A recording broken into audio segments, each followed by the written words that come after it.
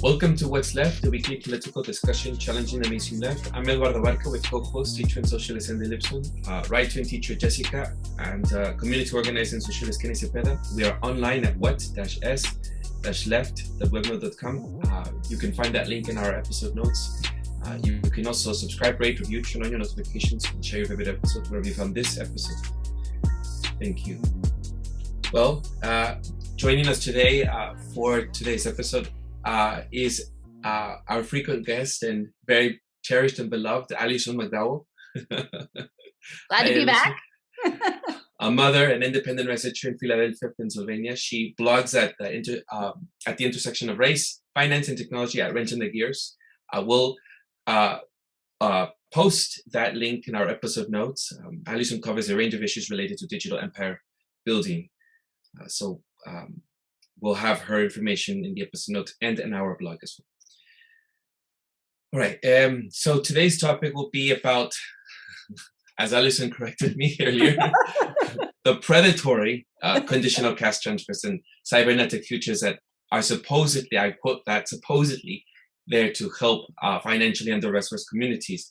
But I'll have Alison and just expand on that topic for today, as she will share with us many of her slides, and I hope that our audience will get a chance to look at the visual episode of this take, so they can follow along as we have Alison share with us what she has researched.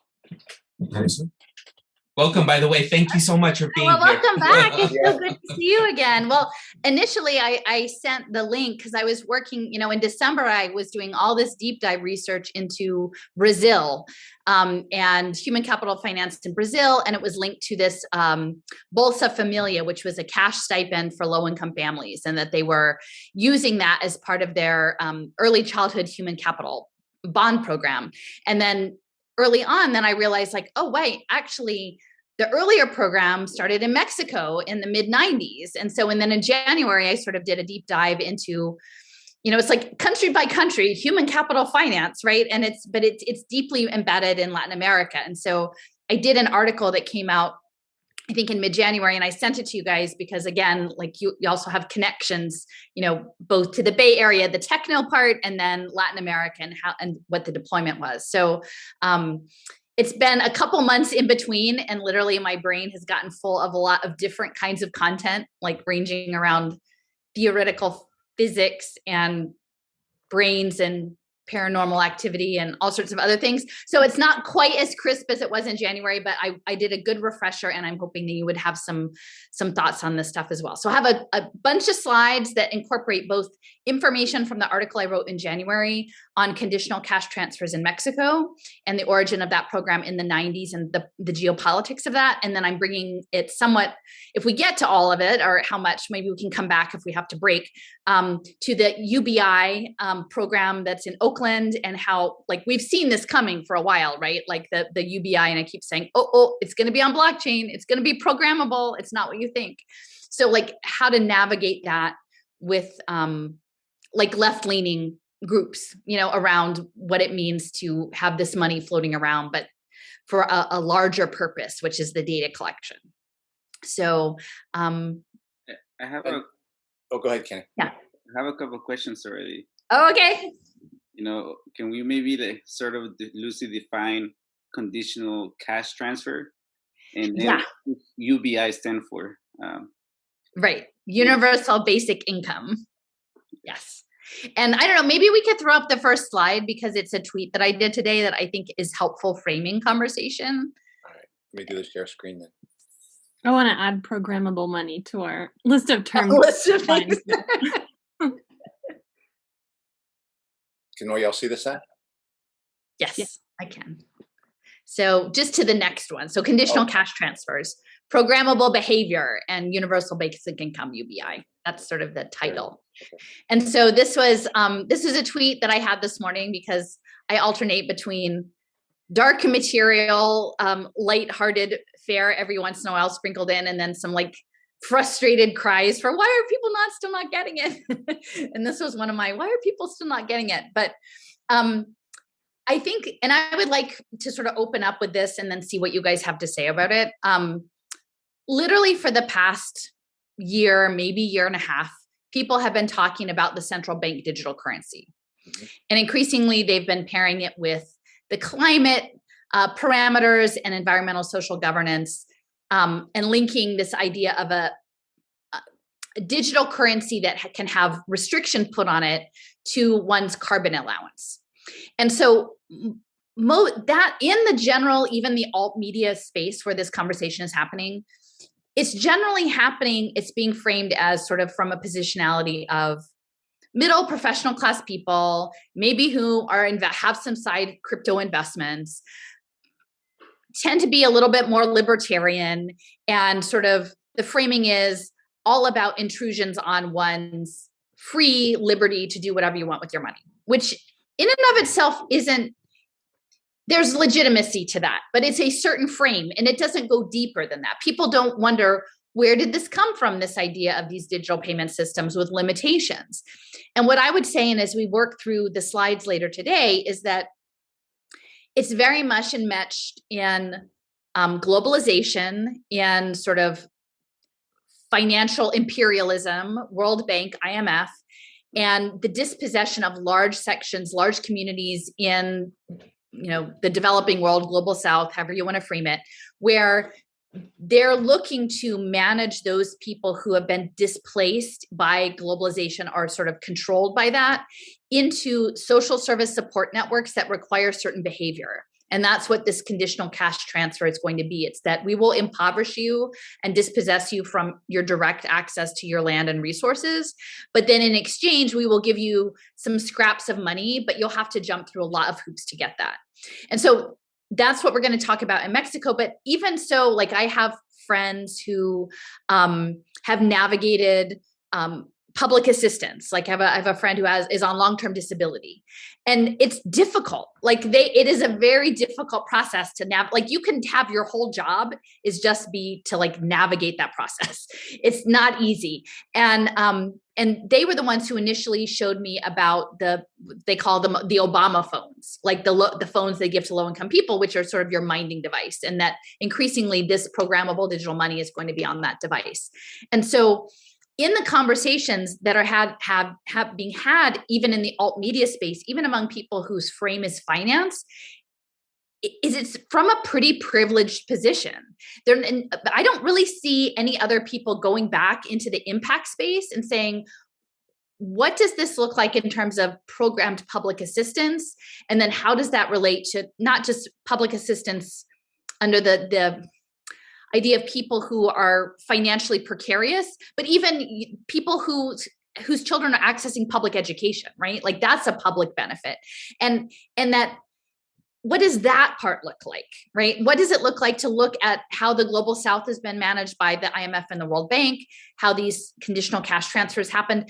They're in like 70 different countries as of 2014, who knows how many. This is not something that's unknown. This is something that is widely distributed. And I think large sections of the populations in certain countries are on these conditional cash transfer programs. Why is that linkage not being made? And I think for me, it feels like the bridge out of the limited health freedom space is to start talking about the bigger picture. Like, I know it sounds crazy, but they do want to put us in a global panopticon, like global brain program, right? All of us, like no matter, like it's the billionaires in AI versus everyone.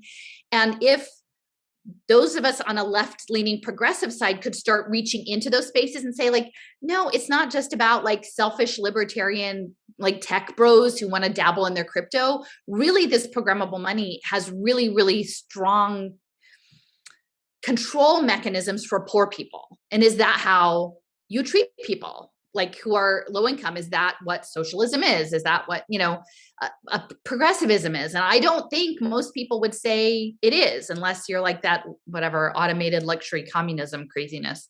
So I think if we could skirt the issue back into looking at vulnerable communities, we would have a better inroad into what they keep labeling the woke culture beyond the health space. Like that could be our opportunity to say, like, this is what it actually looks like. Are we doing this?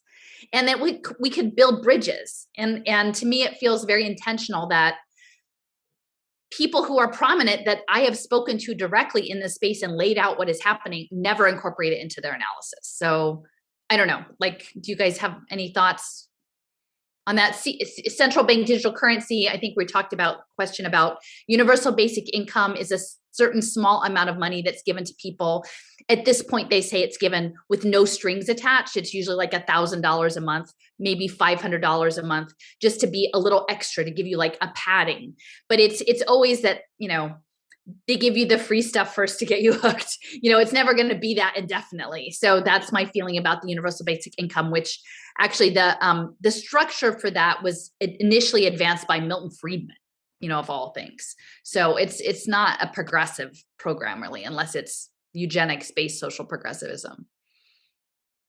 Yeah, and I suspect, Allison, that your question you're asking, I suspect each one of us here is taking like different aspects of that question, because there's a lot of things you're asking. But I'll just tell you what comes up for me in it, because I agree with you that essentially the folks who are saying "don't tread on me," you know, that kind of group is being tread on by these sorts of things, by digital currency and by and carbon control, and they're like, now I'm being treaded on and I don't want it. And in a sense, that group is, I would say, politically has not been cued to think of the global South or the people who understand or like in poverty in this country as necessarily people that are their allies or they have to worry about. Like they have a different fate. Like my fate is controlled, but like I can control my fate. But those folks have chosen another path. It's you know, and if they've landed themselves in hard times, that's not on me, kind of thing. That's some of the things I sometimes hear. They're just not politically set up to look at it. But I also think one of the things I'm thinking about is like the sugar tax. They have gotten a whole set of us to say, you know, we're going to tax those cigarettes. We're going to tax that sugar. We're going to and everyone, but it's for the good of the people who shouldn't be drinking. They shouldn't be using their money on that. So they've gotten a whole set of us, including liberals, to buy into the idea that the state should be using these broader controls, the tax system, a sales tax, to try to like influence how people operate. So the left has already gone down that road to some extent. And I do feel like, and we're thinking, oh, we're helping them by doing that cigarette tax or that sugar tax or whatever sort of tax. But in reality, it is an attack on them, but it's also an attack on us. And I think that I personally feel like they've done a good job of doing the whole divide and conquer thing again, getting people who are all going to be screwed up by this to see that they have a different angle. Like I'm just trying to defend my turf, you know. Right. But I really do think one of the things we did Christian Parenti's article last week, and one of the tragedies of the left literally not caring an iota about all this digital stuff or digital currency or carbon allowances as it's related to the way you're discussing it, as opposed to, that's not going to save the environment, carbon capping, as opposed to carbon allowances being used as a mechanism of control of all workers by the state and by the corporations. It basically leaves people who have historically at least understood something about colonialism and imperialism. They're just out. And this thing is imperial and colonial in the nature of the project here. And the thing is that the don't tread on me people are suddenly realizing this is what it feels like to have yourself become colonized and to feel the empire coming in on you. But this is what a lot of people have been feeling for a long time. And it's not a question of saying, well, we were getting screwed over earlier, so screw you. It's like we all are now in this, and unless we realize it, they are going to continue to divide and conquer us. So that's my first thoughts. For me, so at the beginning of the pandemic, I was involved with this community organizing group, and we were feeding families, and we were able to get some cash. You know, and it's just a lot of liberal, progressive, leftists, right? And I remember that we were collecting crumbs and trying to deliver them as efficiently as possible. And so we found ourselves, I was running that program, found ourselves coming through designing bureaucratic processes to deliver these crumbs justly, right, and fairly as possible. And towards the end, in the process, I realized there's no fucking way to deliver crumbs, because this is charity, right? I think we'll get into that at some point. In the conversations that we had as a group, as an organization, a lot of I actually heard some things that I was used to hearing the right wing talk about: dependency. People will become dependent on this. How do we eliminate that? And then fast forward to now, right? And I abandoned that trying to distribute this fairly. I was like, whoever gets it, gets it. I'm not gonna try to discern who deserves it more, who deserves it less. I don't know people's circumstances. There's a variety of reasons. At the end of the day, there's also a lack of understanding that there is the system, the capitalist system itself, just creates this situation, and we and people who become reformists, right, in this way, through the nonprofit systems, just become gatekeepers of crumbs. These are the terms that I use. And then there's people who become more powerful in that scheme of things, who have more decision making locally. There are people who are nasty individuals who are controlling, and they're very attached to the political class of this city too. And so they're connected in that way. And I guess it's what the point I'm trying to make here is that, in my experience, there is no way to redistribute crumbs fairly to anybody. The hold'em system has to be taken down.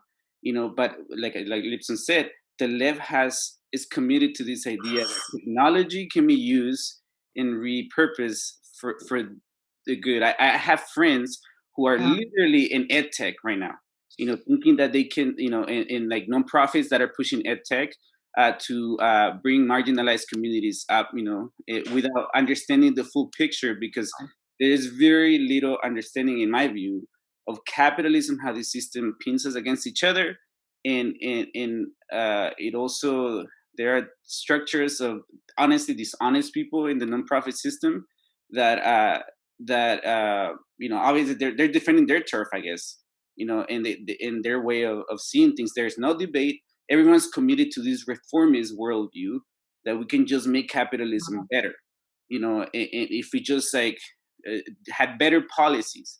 That was the whole Michael Parenti article in argument, that we just have to have better policies in a way. That is a reformist worldview that doesn't fully understand.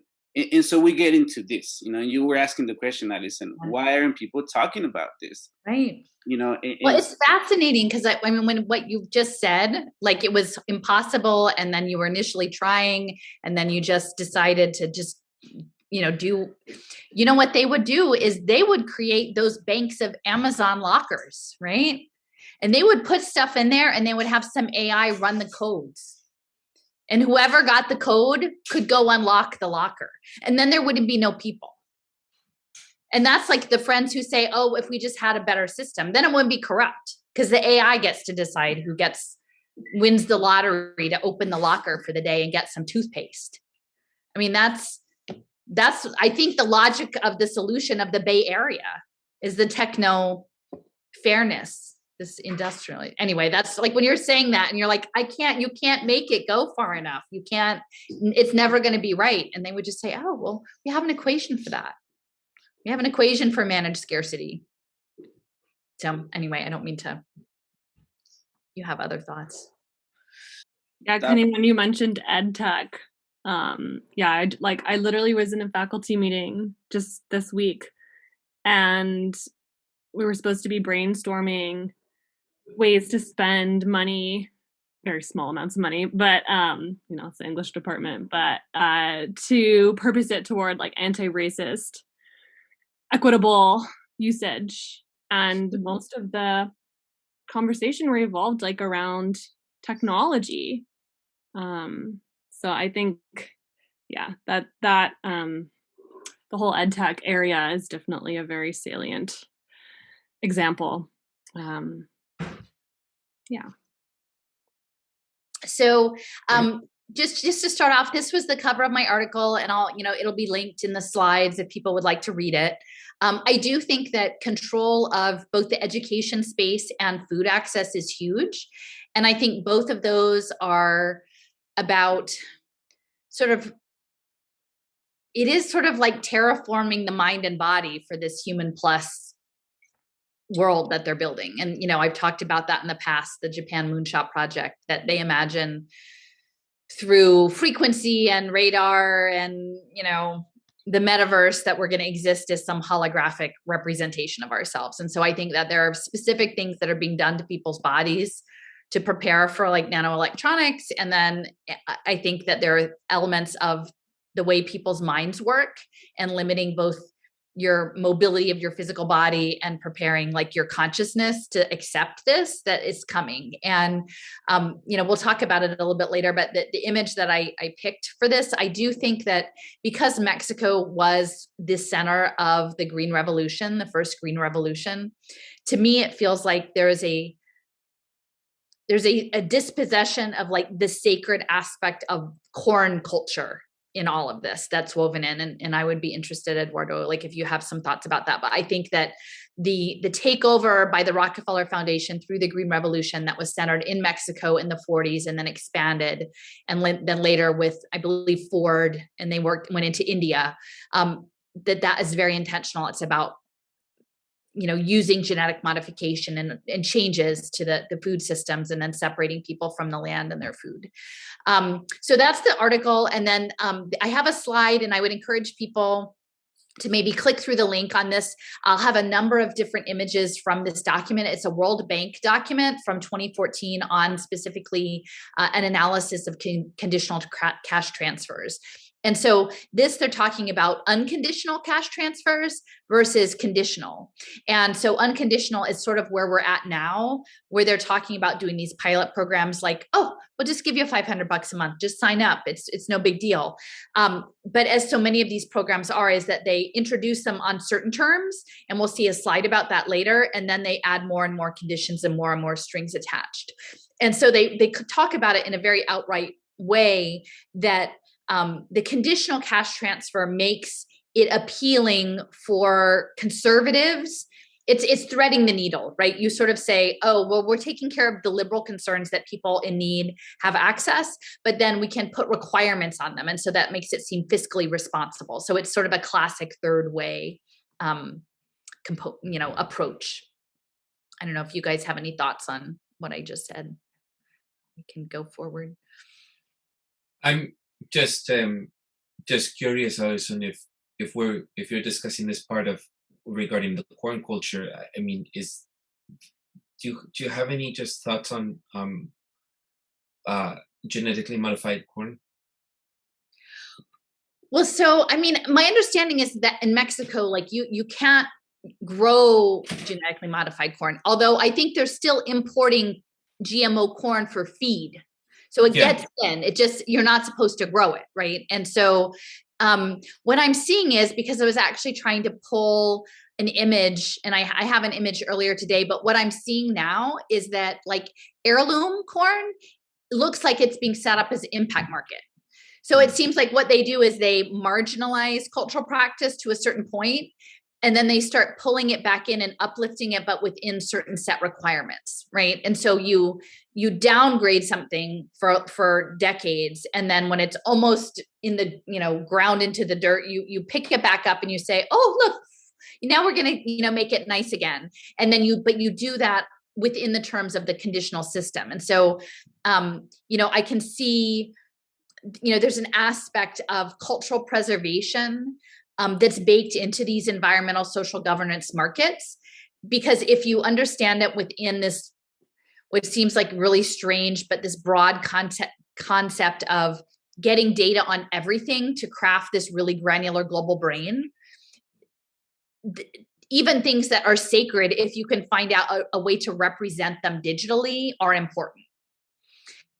And so they get brought back into the system, but in a way that is visible to the machine.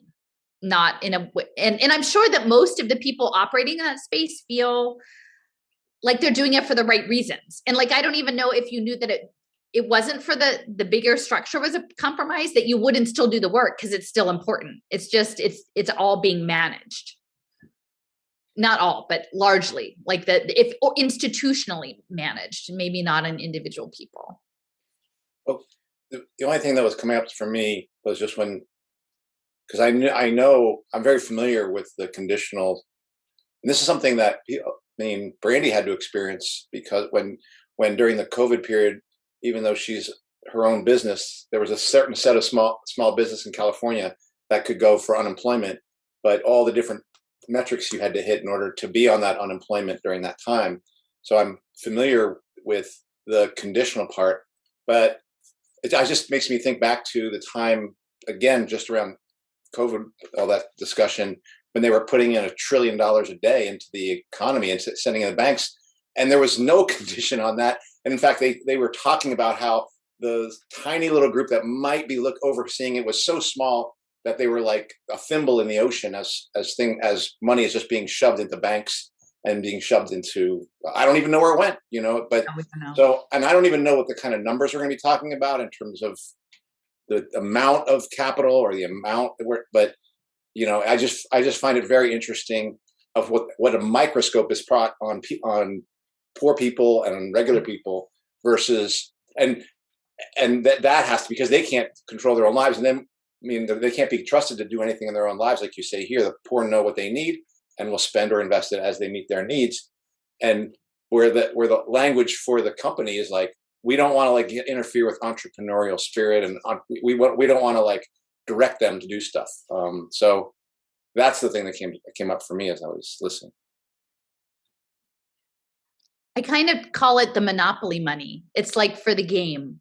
And at some point, someone recently shared out the talk I did in Tucson last summer and said that it was, it's getting more play now, which is helpful, but that was this smart cities, this social impact, the gamification. And so in order for the game to function, in order for them to get the data, they do actually need to infuse small amounts of money, but it has to be conditional. And that's where the control mechanism is. So. You mentioned some gamification as well happening in Mexico, in Morelia, in one of your articles. Oh, that was the it was the card game, the crypto card game. It's escaping me now, but and I know someone was bringing that. The thing is, I don't even know how big an operation that particular one was, but the guy who was behind it, the venture capitalist, was out of Singapore and working with United Nations on poverty alleviation. So I do think that ultimately, and I think we talked about this when we had the what was the gaming company that we had that other podcast episode. I said, I think in the future, they're going to give you these little bits of money and they're going to make you invest crazy ESG investing allowances, like micro investments, penny trades or something. And so you'll have bunches of poor people trapped at home doing penny trading, with their, UBI stuff, with their little tiny scraps of money, but it's about getting the data more than anybody making money. Was that the stimuli from Texas? No, what was the big thing where the crypto traders, they got bumped off? Oh, Robinhood and stuff. Yeah. GameStop. GameStop. Yeah. We talked about the GameStop. It was in that show, but I was like, yeah, I can see that at some point you're going to get a UBI and you are literally going to your job is to learn how to trade crypto, but for the environment. How anti-racist and environmental can you trade your crypto? It totally, and with good mental health, can you improve your mental health by gaming crypto? And, it seems like it should be, some sort of Simpsons episode or something, but. I wanted to comment on the monopoly money, kind of metaphor. I think it provokes a lot of thoughts in me in the sense that, this is a game, this whole financial system it's really, at least from my perspective, just held together by the belief that it works. Because at least me, from my socialist perspective, the real value that it's added to society is the ability to produce. So workers are really important. The people who create things, the people who show up to do something and get it done. But we have this mediatory thing, right? Money. that gives value for exchange, and we don't have control of that.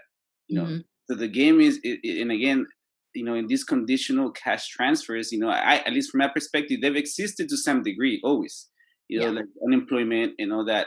But what we're talking about here is a more insidious, more precise, more nudging, because they ask things of you, to get crumbs. Again, that's my in make you, like you said, they make you jump through hoops and stuff. And there is that element of, again, nudging people to behave in a certain way to participate in the game, and that's why they had to give us all stimulus money, right? So we would shut up and continue to play in the game. Otherwise, a lot of people would have stopped paying their mortgage and their rents, right? But if they're giving you money, you can continue to participate to a degree. Otherwise, the game is up, and that's why they had to do those massive amounts of stimulus, when the economy was shut down. And, we talked in another episode when we discussed Fabio Vighi's article on, the economic reasons of why they had to bring the world to a stop, because of the potential financial crisis. Long story short is, to me, this is a game. And the more people realize that this is a game, and, and really what we can control is our labor and our ability to produce collectively. And that's why I'm a socialist, basically, because I believe that is the ultimate source of power, the ability of us to collectively produce something. But we have to let go of these ideas that, that this game is perpetual or, incapable of being destroyed and changed and reconstructed in some other form. But because, again, the arguments that I hear everywhere is just reformist arguments. Just participate, just make it slightly better. And essentially, this is what this conversation is about. I think that the dominant topics are, how do we make it slightly better? How do we distribute, again, crumbs to people? How do we make sure that these people are learning to behave and participate in the system so the system works better? Because, again, here in the conditional, cash transfers slide that you're showing, there's educational, right? At least in the circles that I've participated on, that I've hated, I call it the imperial mind. People think that they have to educate, like, the undocumented immigrants that are coming into this country, that they have to be educated. And so basically you're telling, for me, it's an imperial mindset. They're the other, they need to be brought into the fold, and the reason is implicit there is that the reason that they are poor is because they're uneducated, and not because, they've been, they're getting the shittiest end of the system. Yeah. And it brings me back to Michael Parenti, the dad. Chris, yeah, the dad's Michael. Michael Parenti. So he said the poor countries are not underdeveloped; they're overexploited. Yes. Yeah. And so again, it's just that idea that I think it's not just a right-wing thing to have conditional things. Like it's also on the left, and the left wants to educate people, and at least we don't accept complexity, and they have to be brought into the civilized world, and that means technology, that means education, to be more liberal, progressive in values, I guess. Yeah, I wanted to ask, because I think for the reasons that you're explaining, Kenny, I don't necessarily share your optimism, Allison, about this as like a bridge. I don't know. I mean, maybe, but I just feel like a good bridge. No. I mean a bridge for people who have been fighting like medical mandates and stuff, as a bridge to people who are more left-leaning, who like purport to care about people in the global south, or purport to care about the exploitation of, non-white people or whatever. But I think you said, I was just going to ask about the scale, how, I think you said there's like 70 countries that are doing these things as of millions and millions and millions. 2014. 50 million people. Many millions of people around the world. We just don't talk about it. Right. So I don't know. I mean, how long until this encompasses, like this type of a thing encompasses the majority of us, like even here in the global north? I don't know, like what do you foresee? Because I think it is totally invisible to a lot of people, or it's just like dismissed because we've been so conditioned to buy into basically like buzzwords, like, oh, it's resilient, it's a nonprofit, or it's yay, like we're helping people in the global south, like all of the, you know, the appeals that you've described. It works, like it freaking works on the left. And I know this super well because I'm in academia, my partner's in the philanthropy world. Like it's really hard to kind of break through. Tell them it's about the global brain. I mean, if we could just get people to understand that part. Well, see, I just can't live the time I have in a nihilist state. So I just have to say, like, I'm trying to appeal to people's better nature and say, I'm trusting you that I'm going to go on the fact that you do not know. You're not meant to know these things, or, you know, you're not meant to spend weeks wading into MK Ultra human experimentation and psychic research and radiation and all of these things and know what this country really is. Like, you're not supposed to know that, right? Like or if you do, you're supposed to go write a paper for academia in a narrow sector and not talk about any of the other stuff or how it fits together. And then, so I'm going to assume everybody has good intent and like, then live up to it. And, you know, and I've been trying to talk to folks in the education space who are, like, Utah is a big competency-based education, you know, like, you know, that's part of this global badging system. And, you know, these are people who are on the different end of the political spectrum. And I said, listen, like, you can stew around in that bucket of critical race theory conversation, but that's where they want you to stay. And so, like, let me tell you, as a predominantly poor Black city, like, yes, there are very serious issues there. Also, we're a city that's predominantly run by Democratic Black politicians. So that's a complicating factor, right? Like, but it's not a non-issue, but if you stay there, they're going to put in the global brain. They're going to install that, right? So why don't you go there? Because if you can go up to that level of like the global panopticon and not get stuck in the identity stuff, then we have a chance to actually unify. And then once we stop the global brain, we can go back and try to reconcile things about making it right in the other stuff. But if we don't stop the AI system, like the global, like, and it literally is a one world order program. I mean, they've been planning it probably since at least like throughout the Cold War, that this was coming under the pretense that we're all fighting, but we weren't. They were planning this. So I don't know. I guess I'm trying to appeal to people's better nature. And I would hope that, like, maybe on the left, if I could ever, you know, sadly, I like shared some information with people I used to organize with, you know, in the education space. And I'm like, this is what I've been up to for 2 years. This is really intense. Like, can we talk about this? Like, no reply. So I just wanted to add, because of our previous conversations too, is that, at least from my perspective too, it's not about saving other people. It's about understanding that this is coming after you, your family, your descendants, your own people, your close network, you know, and that our destinies are ultimately connected.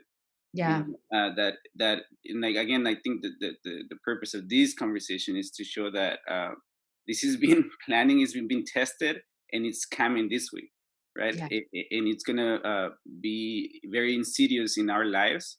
As we've seen, you know, the pandemic has wreaked havoc in people's economies, you know, in a lot of households, and people are still catching up. And, you know, I think that's the argument we, you know, like made before, right? I listen to the degree that, you know, looking at the history of other people tells you something about our history, you know, and because we've talked about this is imperialism, and, you know, at least from my perspective, is capitalism. Imperialism is the highest stage of capitalism, and it's going to continue, and that's what it does. And if we don't understand it through those lenses, and that it involves you as an individual, and if you think you can hide from this one, I think you're delusional, because at least from my perspective, how we've discussed in this show, this ends in war. Because this is, you know, that's what capitalism does, you know, in technology. Actually, they want to have peace. They want to shoot you up with the frequency and make everybody really hypnotized and peaceful. That's really is what their plan is like this one world religion peace thing. But I think it's a different kind of war, but it's war, but it looks different, I think. But I don't know. I don't know the time frame. And that's where I think there's a little bit of, disagreement on that part, like, because I see these nation states, I think Lipson similarly, they're competing for each other, and like they're not. And that's where we disagree, and that you guys have to watch the video I just posted from 1981. If you haven't, well, we'll get to it. But this ICUS, this International Center for Unification of Science, was started by Sung Young Moon, the Moonies, the CIA, and they're setting it up. Actually, what his frame was in 1981 was that we were going to have world peace, and Asia was going to unite like white Western culture with Black and brown global South, and it was going to be through Asia. And he announced the Belt and Road Initiative in that talk in 1981. They're like, so, like they're all in the same room, but it's sort of imperial. But anyway, we can. Yeah, I think it's a lot. That would be another episode we'd have to. That would be a whole nother episode. Yes. Back to programmable money. I think there was, maybe before we go on, like you had a question about what that was. And so this is going to be like blockchain smart contract money, where even like once you get a conditional cash transfer, and I think they had already started piloting this in maybe the Netherlands, that like you could use X amount could be programmed for rent and X amount for food and X amount. Like, so you would have money, but it wasn't money you could use for anything. It was already pre-budgeted and pre-programmed digitally. And that's part of this, the Ethereum smart contract stuff. Next slide. Yeah. Is it just, sorry, I don't mean to take this elsewhere, but we don't have to add this part, but you talked about like psychic research and the government's desire. And I'm not trying to talk about, Alison, I just want to say, can we revisit that another time? I'm just very curious, because I just heard on the BBC, the first person to communicate telepathically with the technology that is being used in their brain to communicate certain things. But you said something about something like that. Essentially, like what I'm seeing, and this is part of, no, it actually intersects. Like, I know you guys don't really understand how my brain works, but it really does. Like this conditional, it's embedded in history. Like you guys appreciate the history of it, right? Like, and it's a colonial history. So this is coming out of like the wedding of Victorian, early, like Edwardian era spiritualism that is like colonized. So like, let's go to these places with mystic, let's go to India and we'll get that stuff. That's really interesting. How can we use it for the crown? And so these folks are mixed up in the Fabian Society, Fabian socialism. There's overlap in that, and the British Psychical Society. So actually the Institute for Psychical Research, the Balfour family, Arthur Balfour, the UK Prime Minister who led the Balfour Declaration that established the State of Israel, was the president of the Institute for Psychical Research in the UK. And there is like this overlap between Fabian socialism, and so it's sort of like eugenics, imperialism, spiritualism, and like progressive social policy. It's weird that they all go together, but stuff is all sort of bubbling up between like the 1880s and the 1920s. And it's all really relevant to today, because ultimately the psychical research, I think, went underground and pivoted into like the MK Ultra, like the science you're not supposed to know. And that's the work. And maybe, I can get around to it later with this World Brain Project, but I've been tracking everyone. And like Duke has had a parapsychology research institute starting in the 20s, like for 40 years at Duke. So it's not just bogus stuff. It's just they don't want you to actually talk about it. Well, we'll discuss it further. I don't mean to stray away. But it overlaps in England. The Fabian socialists and the spiritualists and the eugenicists. It's all connected. All right. Tell us about this slide, Alison. Well, this is just sort of like to mention. So I make these, I got kicked out of Little Sis. Now I have like another map program I'm trying to use. So, each of these dots in here is interactive and there's a link to it. So I'd encourage people to spend some time on that. It's just an overview. Essentially, Mexico was used as a test bed for these programs. And even though it was done with Mexican leadership, most of them were educated in the United States, and they were doing this on behalf of the US government and these social policy incubators and the Inter-American Development Corporation. So, this is just one of the reports. You see there, UC Berkeley. So the Berkeley people were, there you go. The National Labor and Economic Board or whatever. But, Berkeley in 2001 was sort of doing an analysis of Progressa. So it went from like Progressa to Oportunidades, I think, to Promesa or something like that. It went through several phases, and Progressa was the first. And that was, I think, what they used to scale the conditional cash transfer programs up to those 70 other countries. So we can move forward. This is just... I was very curious, sorry, just because this is something that is highly allotted for lifting up the poverty of people in Mexico. They had to, but the condition was people had to go to health clinics. They had to go to school 85 days of the year. They had to do so many things to qualify, but it has targeted so many rural communities in Mexico. So I know there's Bolsa in Brazil, I think, as well. So the people behind it, though, it just seems so there's always something behind people's philanthropic desire to want to help poor people, no? But there was this today now, obviously we have apps, but before there was all this data collection that people were doing. They're just filling out forms, making sure that they had to report, making sure that their kids had to be reported. And even before their kids were born, they were also trying to incorporate this program for children that were for pregnant women. So yes. Right? Yeah, no, it's human capital, Eduardo. Mm-hmm. I mean, it's not charity. it's not autonomy. It is social improvement, right? But to what standard? And then is it improved? Like, why are so many people poor in the first place? I mean, I guess that was somewhat shocking to me. If you want to just advance the next one, Andy, because I think in some ways, like NAFTA and the implosion of the Mexican economy was on purpose. Like the level of impoverishment, I think, was like 30 or 40% after this, like of the country, like very high levels of poverty. Like that is not a functional, I'm not saying it's Mexico's fault, but within the system, within a global system, that is a dysfunctional society if you have those levels of impoverished people, right? And so it wasn't the poor people's fault that all of a sudden 40% of the country became impoverished. It's systemic. And so you're fixing the people, but you're not fixing the problem that put the people into poverty. You're just managing the people.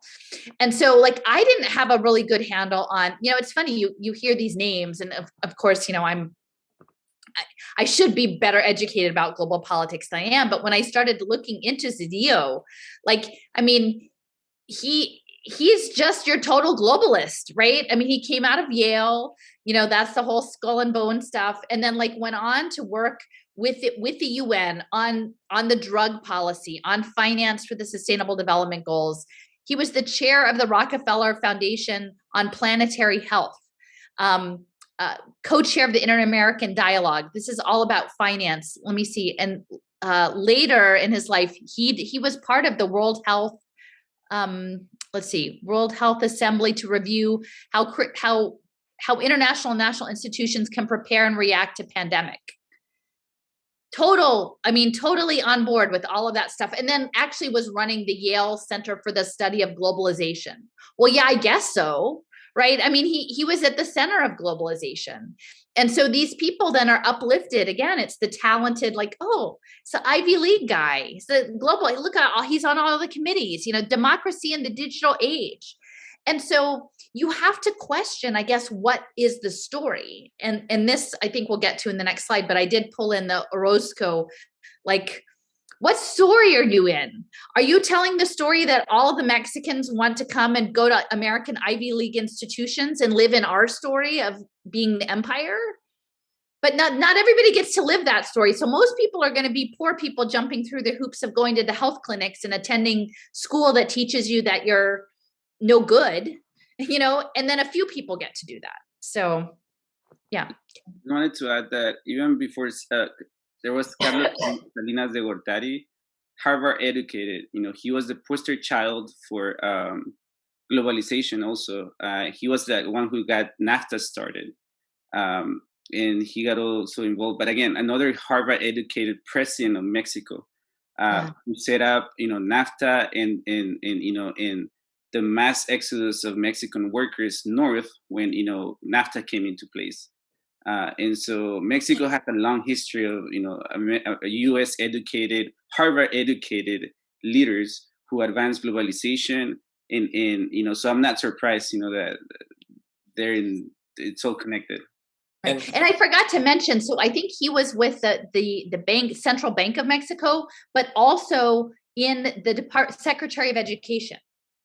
So, even when I wrote this in January, I didn't have a good handle on the fact that literally they're trying to build a new evolutionary step where we have shared consciousness or part of a global brain. And so once you have that in your mind, like, this isn't a hokey thing. This is literally something that they've been very intentionally working on through economic policy, through technology policy, through physics to get that. And it's not a natural process. It's an imperial process, and it's a colonizer imperial mindset. That the fact that he was Secretary of Education, that's central. They want to control minds and bodies to get there. I think the other thing I would add is, the notion that NAFTA had this after effect of destroying the Mexican economy, like who could have known? I think at this point, most people I believe most people understand that the people who put this policy in place did this very intentionally to direct the Mexican economy. But most of it was put in terms of just U.S. businesses, and as if the U.S. didn't have a coterie of. And of course, there would be discussion of the U.S. in the School of Americas. Like, we have this whole set of people who are trained to control and operate within the militaries. So political officials, if they get off the leash, they can be taken out. Yeah. Without saying that the School of Americas in the United States, in terms of its non-military wing, but its economic and political wing, is Yale and Harvard and Stanford and all these places where people like Ernesto Zedillo. So people wonder, where do these people come from? How are they able to literally allow their country to be raped in this way? And they're like, no, they're trained here. They've become wealthy here, and they're told, you go there, and this guy became president in 1994, like you're pointing out at NAFTA. So I think those of us again on the left have had a kind of narrow view of how our imperialism is operating, and we've sectioned things off in terms of School of Americas and things like that. Our entire educational system at home and abroad is an imperial project, and Ernesto Zedillo is a product of that. So I just feel like these are things I'm sort of thinking as you go through this. So, and I just wanted to add again to that notion that they knew what was going to happen in terms of the wreck that it was going to cause in terms of people's lives in Mexico. And so again, that's when you started getting tighter borders. Bill Clinton was the person, right. And E-Verify was launched under Bill Clinton. And the Personal Responsibility Act was also launched under Bill Clinton. And so again, they knew that NAFTA wasn't just an attack on the Mexican economy; it's also an attack on U.S. workers. Yeah. And this is again something that the left does not understand. That it wasn't an attack on every workers of the world, essentially. This global project to make life better, and I see these as a precursor to the World Economic Forum. I see the same language, the same promises of a better world, more humane and fair, and with opportunities for everyone. It's just all the same to me. It's just a different stage in the process of of extraction and subjugating humans, in human labor. Definitely. Yeah. I mean, in retrospect, as I was like, They do all this on purpose. Like literally, it's like, okay, we're using Mexico as the test bed for this. We need to, trigger mass dispossession, we need to wreck the economy, then we'll make people dependent. That's what it is. And I keep going back. I'm like, it's the reservation model. It's dispossess people, destabilize them, make them economically dependent on the state, and then you can control them. And then you can also hold the threat of their children against them, right? You don't stay in line with what our expectations are, we'll send the social workers to come take your kids. That's about the size of it. So you want to? Yep. Should we go? Okay. I tweeted this today and I said, do you get it? And, I feel like the idea of indigenous rights, because clearly, that triggered in whether or not exactly what was going on with the army itself or the individual people, the movement, right, of this idea in my mind of, as we're putting land on blockchain, right, as people's access to like collectivist communal land goes away, and it was already going away then, like we should have paid attention, right? That should have been the signal, because I think moving forward, the conquest is not simply of the indigenous people, it's continuing through to the 20th century, but actually is of all natural life. That this conquest is that, and you can't see, but behind that robot is a person operating the robot, is that you put your brain in a robot, right?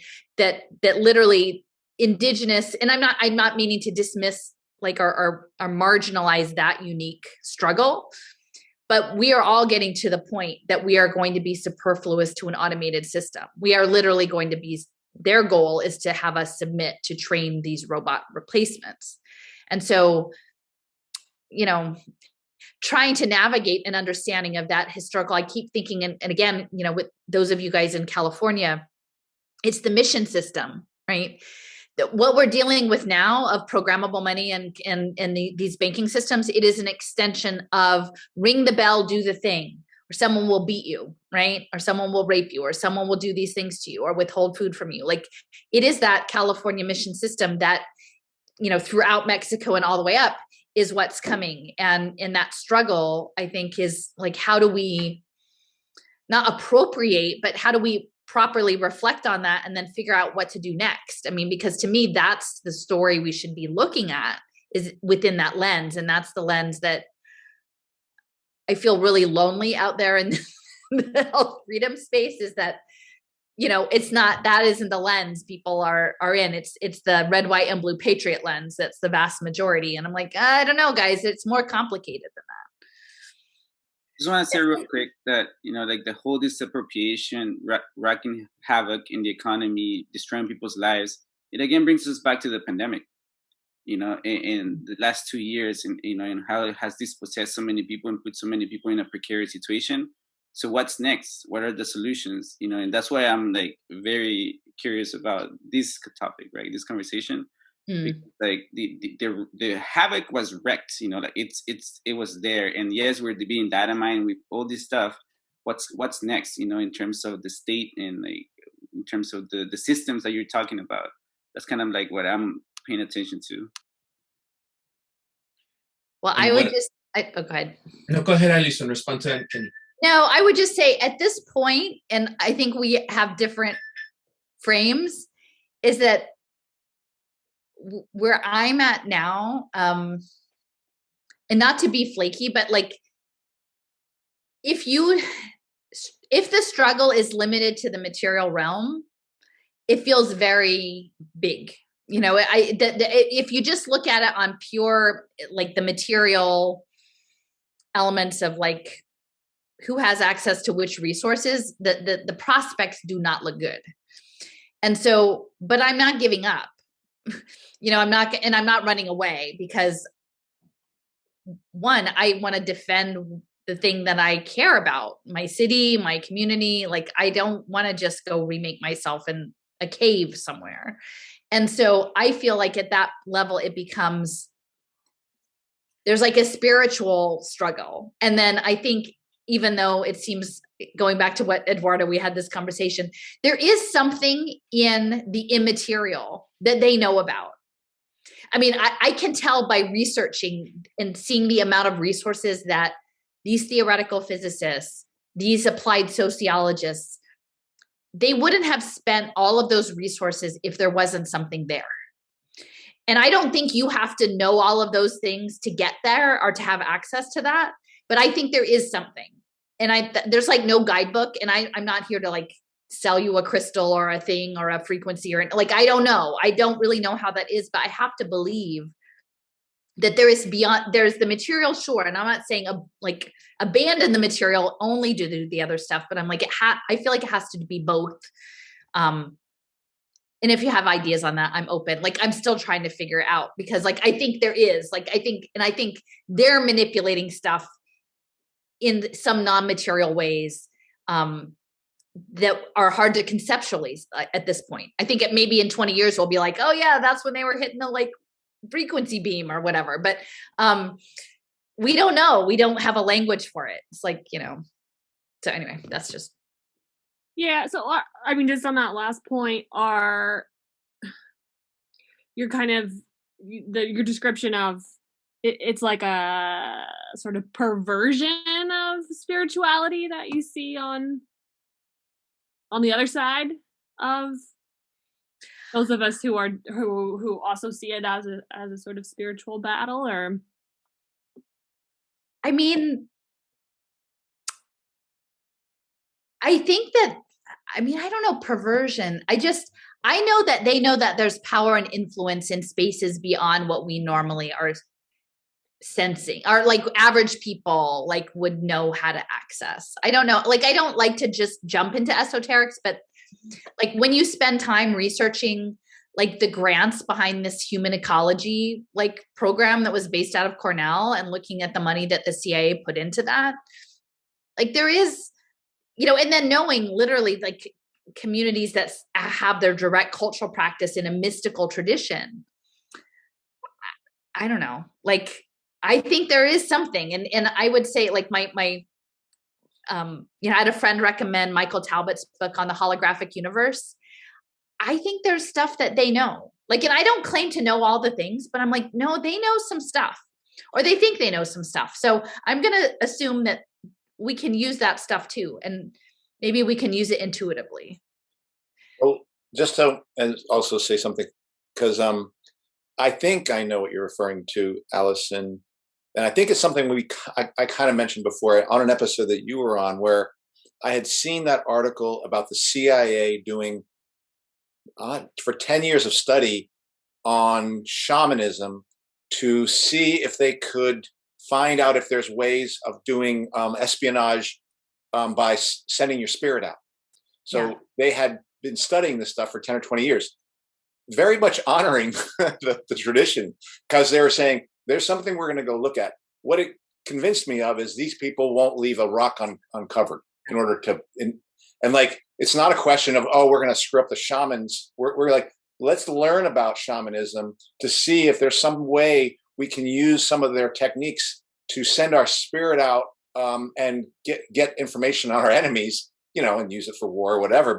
But say, hey, there's something to look into. And the report was mixed in terms of what what they thought might be the ability to do it. It didn't say no, and it didn't say yes. At least the part that I had seen, but that was revealed. So this is what I hear you talking about, is like, we have to understand that this is full spectrum warfare, you know, and that it doesn't just revolve the material plane.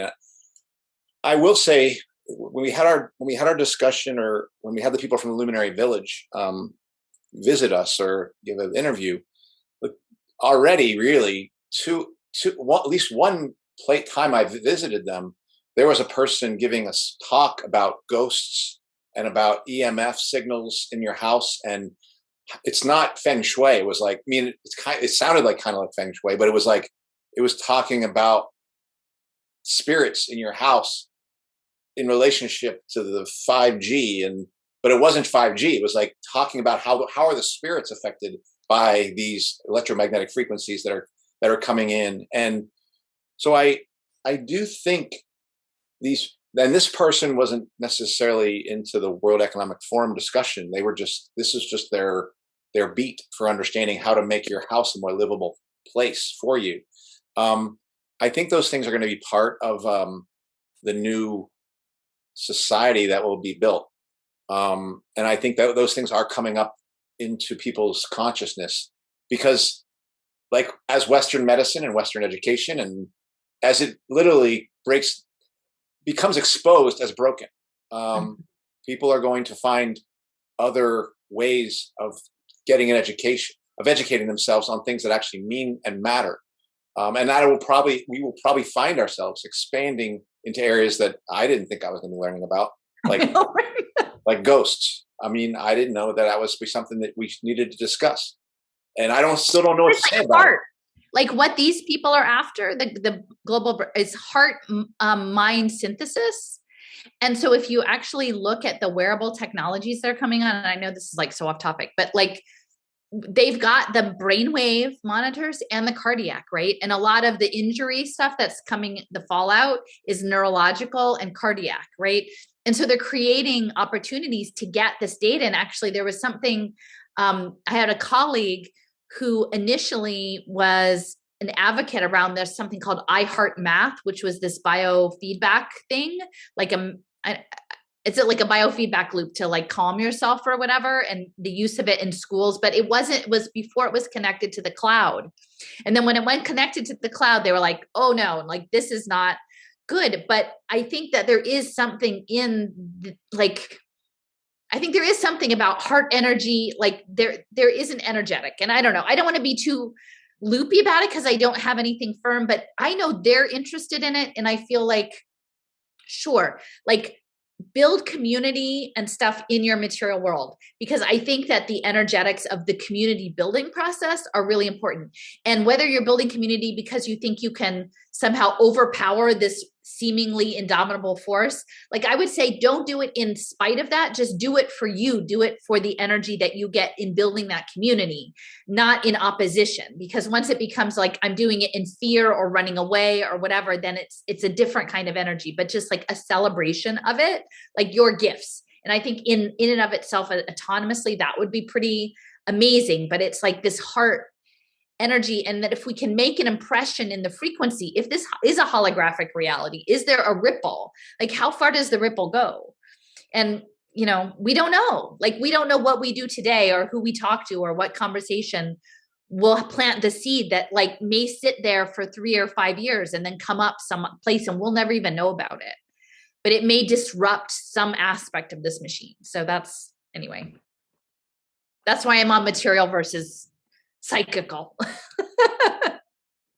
As someone who doesn't really know a ton about it. So I just, for some reason, my brain went to, do you guys remember in our Fourth Industrial Revolution, like images and ads episode, there was that one on psilocybin, right? Which there's like kind of an increasing movement toward like decriminalizing it and maybe eventually legalizing it, kind of like they did with marijuana, which arguably has been kind of a huge disaster, and now everything's laced with synthetics and whatever, right?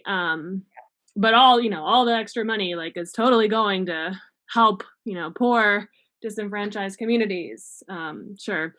But it was just that image. I can't remember what the like company or whatever it was, but they had like that image of the tree of life, but it was like a brain. This makes me think of like like different planes of experience, right? And the way that like even just I mean that's in some sense like a material. I mean it's plant medicine, right? It's not that woo woo, but it's still people tap into different experiences of life, and they know that, and they want to control that. I think they want to program you, whatever they can use. If they think they can use it to program, I think they will. Totally. Well, my comment was this went way that way. My comment was about this slide here. I just wanted, just so we can move on. I think the Zapatista movement is an example of who we probably should emulate. I'm not saying they're perfect, but the revolutionary struggle for indigenous autonomy and for declaring war on Mexico and the global capitalist state, like they are what I would consider this fight against AI, against everything that people are trying to impose onto us. So I'm not wanting to spend too much time, because I think we went elsewhere in this ethereal, how do you say it? Etheric realm. Yeah. So I guess we won't spend too much time, but I know we won't revisit this in another slide, no, Alison? That's why. No, I mean, mostly I'm just trying to sort of loop it back to the historical context and say that the original people of those lands, whatever lands you're on around the world, now you are going to be made redundant by the machines. That is their intention. And so we should try to reflect and learn the history and the lessons from that. That would be useful. Because the military is studying all of that, like they have their binders or whatever, their virtual reality scenarios to figure out. When I ended up going out to Carlisle is not that far from where we are, the model for the indigenous boarding schools, and it's now the Army, I can't remember, like the War College, the Army War College, like where all the head people go to be trained in the refined, and that's what they put it there on the residential school. And I wanted to take my family there to see it and see that there are many children that died there. And you have to get like clearance or whatever. And we got in and we like went the gate, and literally they had their like flashing billboard for the program was about Custer. So they don't forget this stuff. Like they don't forget. It's all like a scenario for them, training scenario. So, all right. So I guess the next one I think is a little context setting, but it was the Orozco murals in Hospicio Campaña. Sorry, I don't have the NA on there. But I don't know if you guys remember these, but it's Cortez and I guess one of the Mission brothers with these mechanical angels sort of whispering in the ear.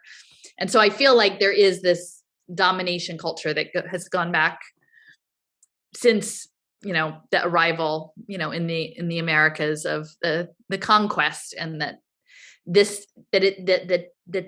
technology, the technological mindset has been part of that from the beginning. So this is the book that I've been reading about the global brain. It's Oliver Reiser. He was a professor of philosophy at Pitt for like 40 years.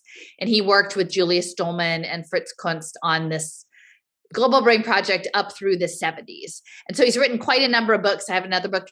Like the idea is sort of the synthesis of science and humanism towards a new era of evolution. So this one, I'm curious what you guys think about it. All right. So planetary humanism, they're talking about it as an alternative to Marxist socialism. We propose a more up-to-date orientation, the theory of planetary socialism. Okay.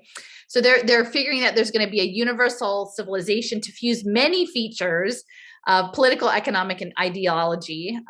There will be a planetary culture where even the religions and philosophies of the Orient will have their contributions to make. So even Asia gets included. Again, it references the world brain as a formal organ of integration in this planetary civilization. And it's going to replace all of our and transcend atomistic social mechanisms and concepts.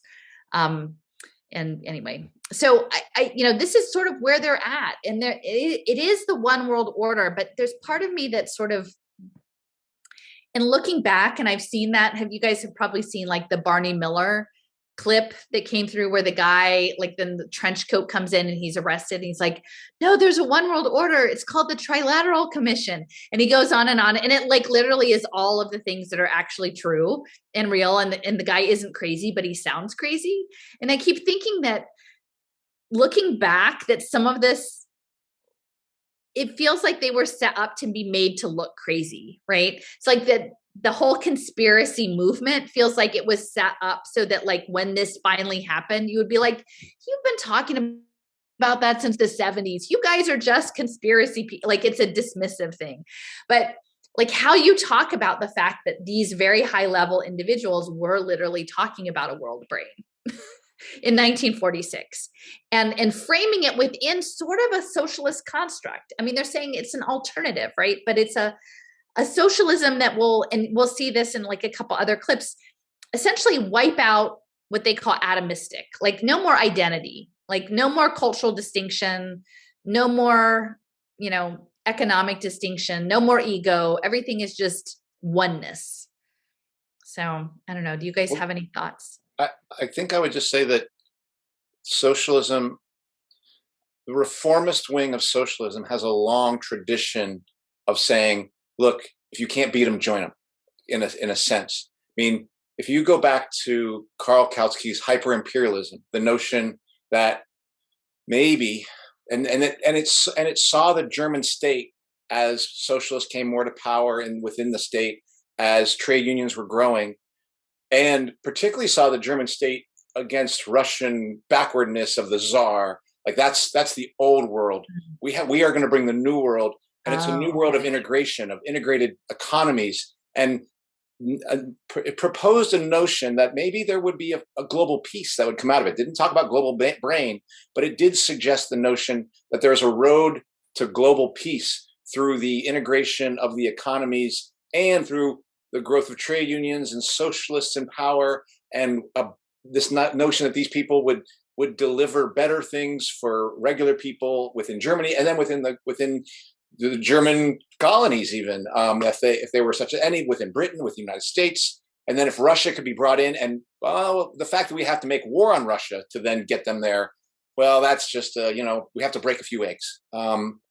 So this reformist socialism has always had a very dangerous part to it, because it gave up the notion that regular people can run society. And I would say, because it just couldn't happen. It wasn't happening. And so, well, we're going to just have to do it from above. And the expert. I think, unfortunately, Marxist socialism, if you give up the notion of revolution, it has it can turn into something very dark, very quick, and be used to justify, in the name of helping people, because you're a Marxist and socialist, you want to help people, but helping people essentially submit to the international and the global capitalist system, because it had given up the notion that it could challenge it. So I hadn't heard about it in terms of being talked about this way, the world brain, but there is a rich tradition of socialists being the flag bearers of the of imperialism, and World War I is a lesson in seeing a few socialists who, like Kenny's mentioned, or Rosa Luxemburg, literally wanted to commit suicide when she saw the road that the socialists went in relationship to the global war that was coming out, when she thought they were there to fight that and to say, no, we have to stop this at all costs. And we have to make war on our own rulers, who are saying we have to go to war against other people, because we have to, before we will fight other workers, we have to fight our rulers. And when she saw all her fellow socialists go the other way on it, it wrecked her. I mean, it didn't wreck her, but like she went into some really dark days around that. And, later was buoyed by the fact that there were other socialists who joined her in trying to stop what Germany was doing and take down the German government. And then, of course, her and Karl Liebknecht were killed by fellow socialists who saw her and those other people like that as the most dangerous people. Wow. So I would say that I don't know this thing, but it looks familiar. I've heard this kind of stuff before, and it comes out of the mouth. And today, as I listen to my comrade fellow socialists basically say lockdowns, and you know what? They feel like everyone getting injected is some kind of socialism because you're doing it for free and everyone's on board and we're all doing it to protect each other. So they see in it socialism, but if you look behind the curtain, it's control, authoritarian, totalitarian. I mean, I guess that's what I would say.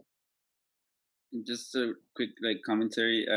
I had friends who think they're radicals, calling the stimulus Bernie money, and that's their idea of socialism. And and so it's scary, because those same people were the ones who created a lot of anguish for me for being vocal against what happened, and seeing this, right, like the systems of control that are coming into place into our consciousness, in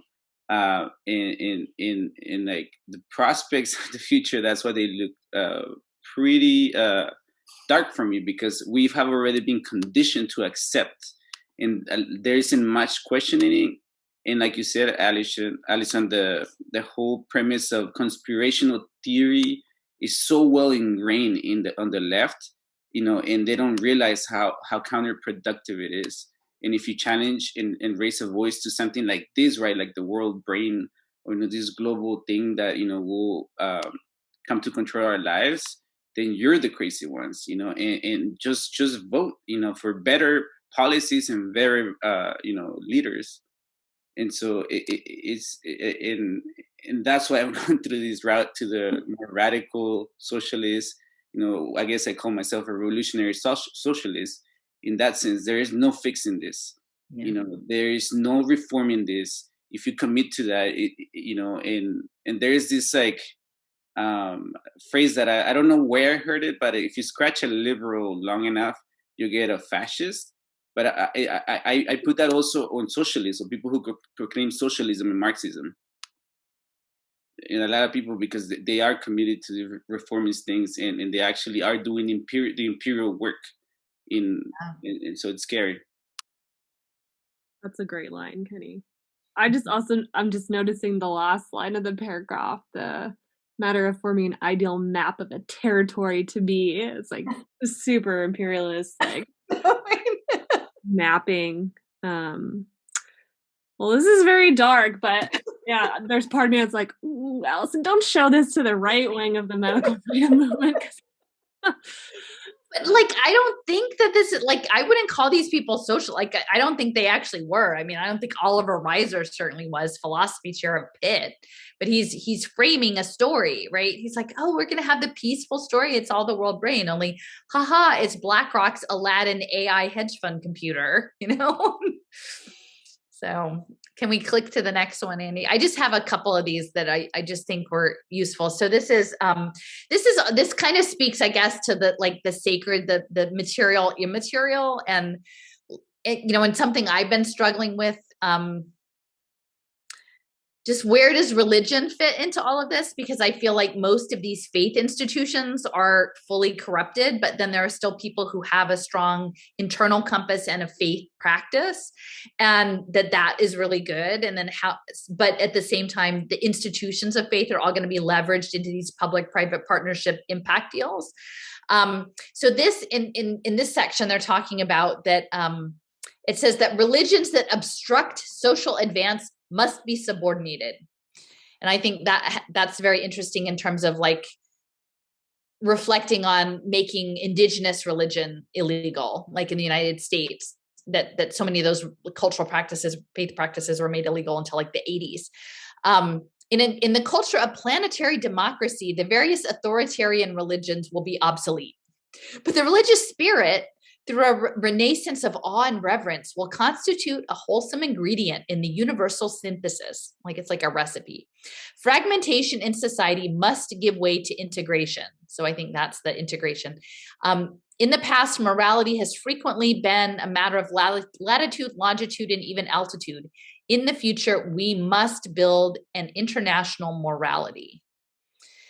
And so when I read that, I sort of feel like I've always imagined religion on blockchain, that there's going to be some sort of universal book of coded law, like in smart contracts of what morality constitutes and like what society is allowed to be.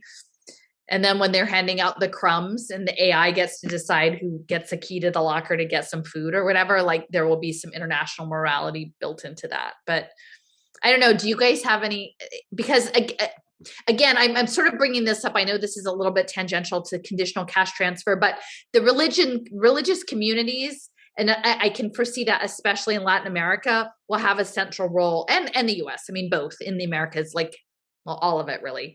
The religious groups are going to be the ones handing the stuff out according to the international morality.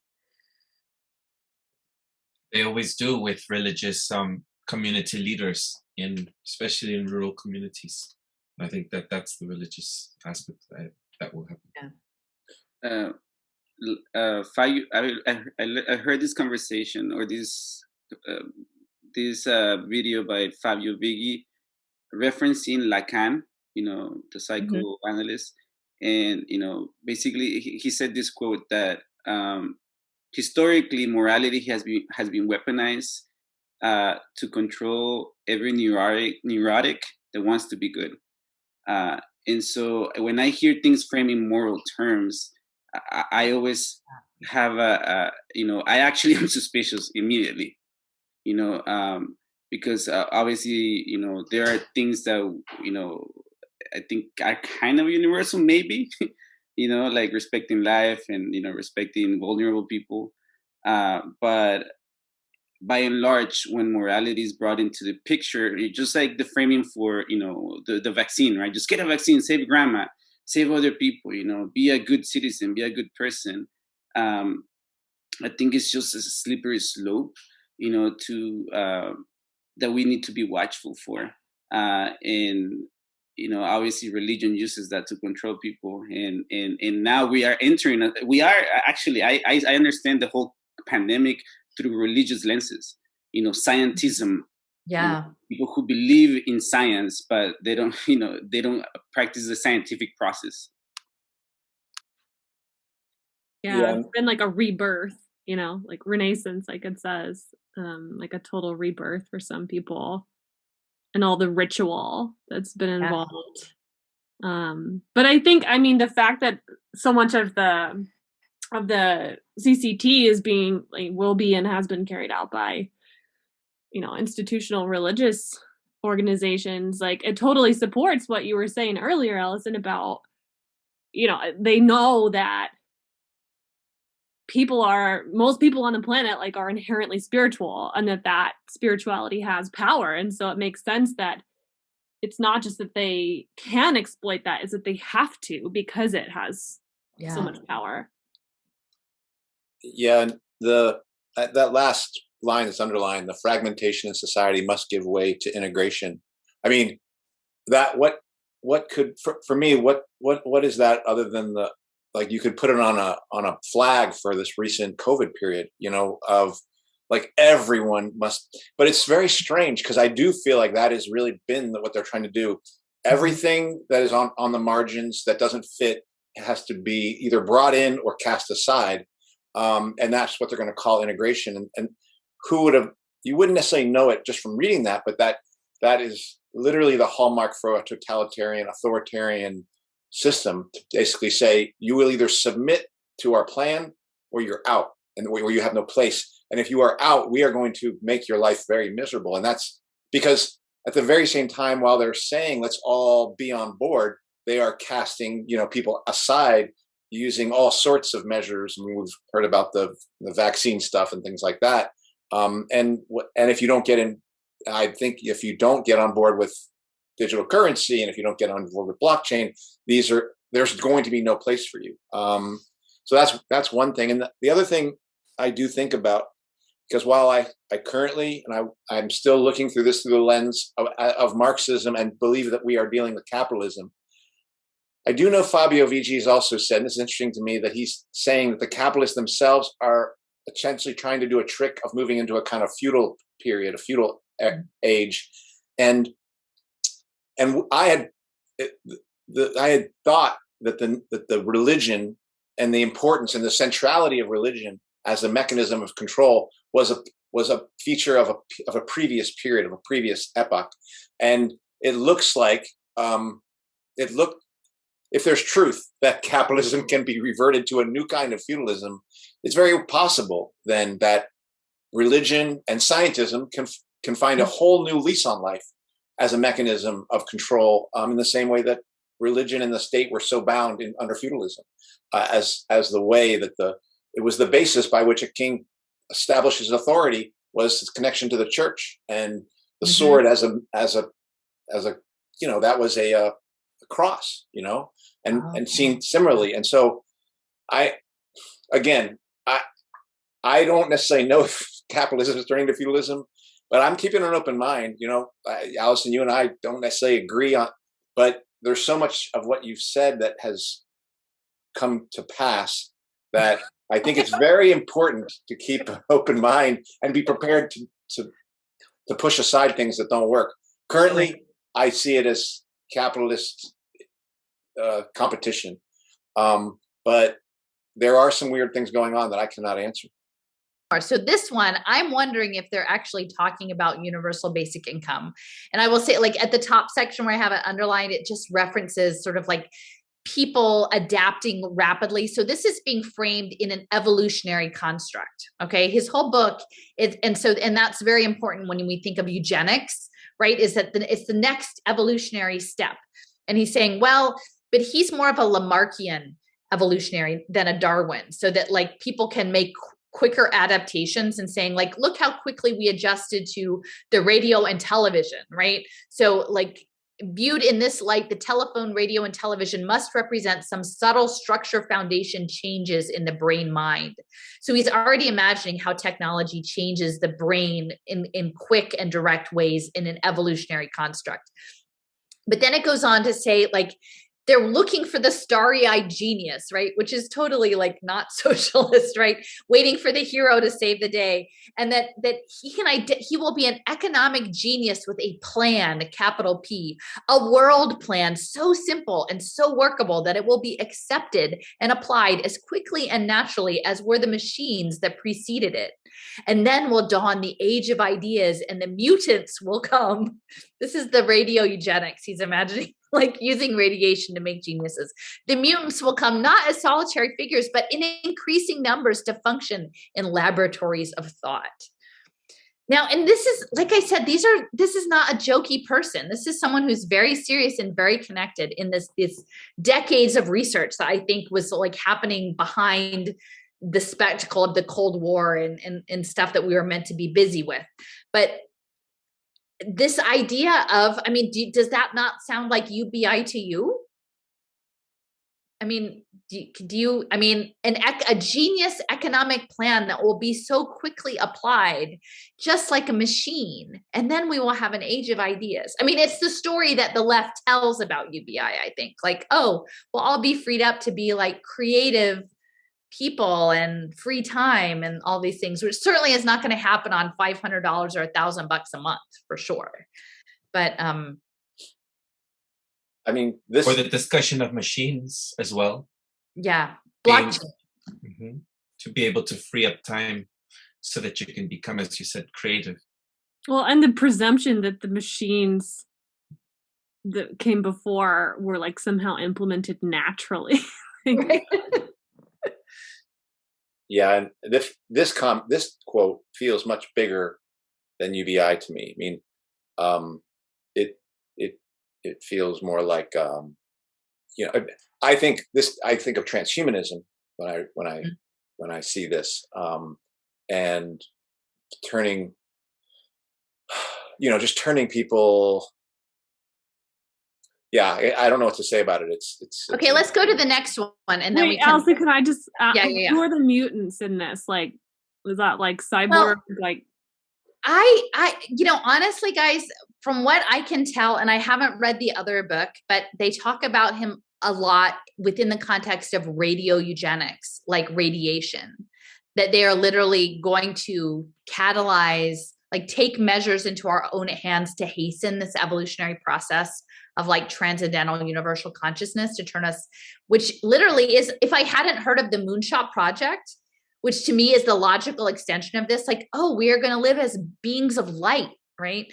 I mean, it fits into the whole ascension narrative, like the constructed corporate ascension, right? Like we're going to ascend as this evolutionary new form of being, and we're all going to be unified in peace, love, and happiness on a frequency level. And so I think like that's why this has been baked into the Cold War era, because literally, and I have to say there's a woman I came in touch with who was formerly in healthcare, I think a nurse, who was seeing things go wrong like a decade ago. And she created a blog. I think it's called, like if you Google polio forever, but like looking at polio as radiation poisoning and the backstory behind the Atomic Energy Commission and the use of radioactivity.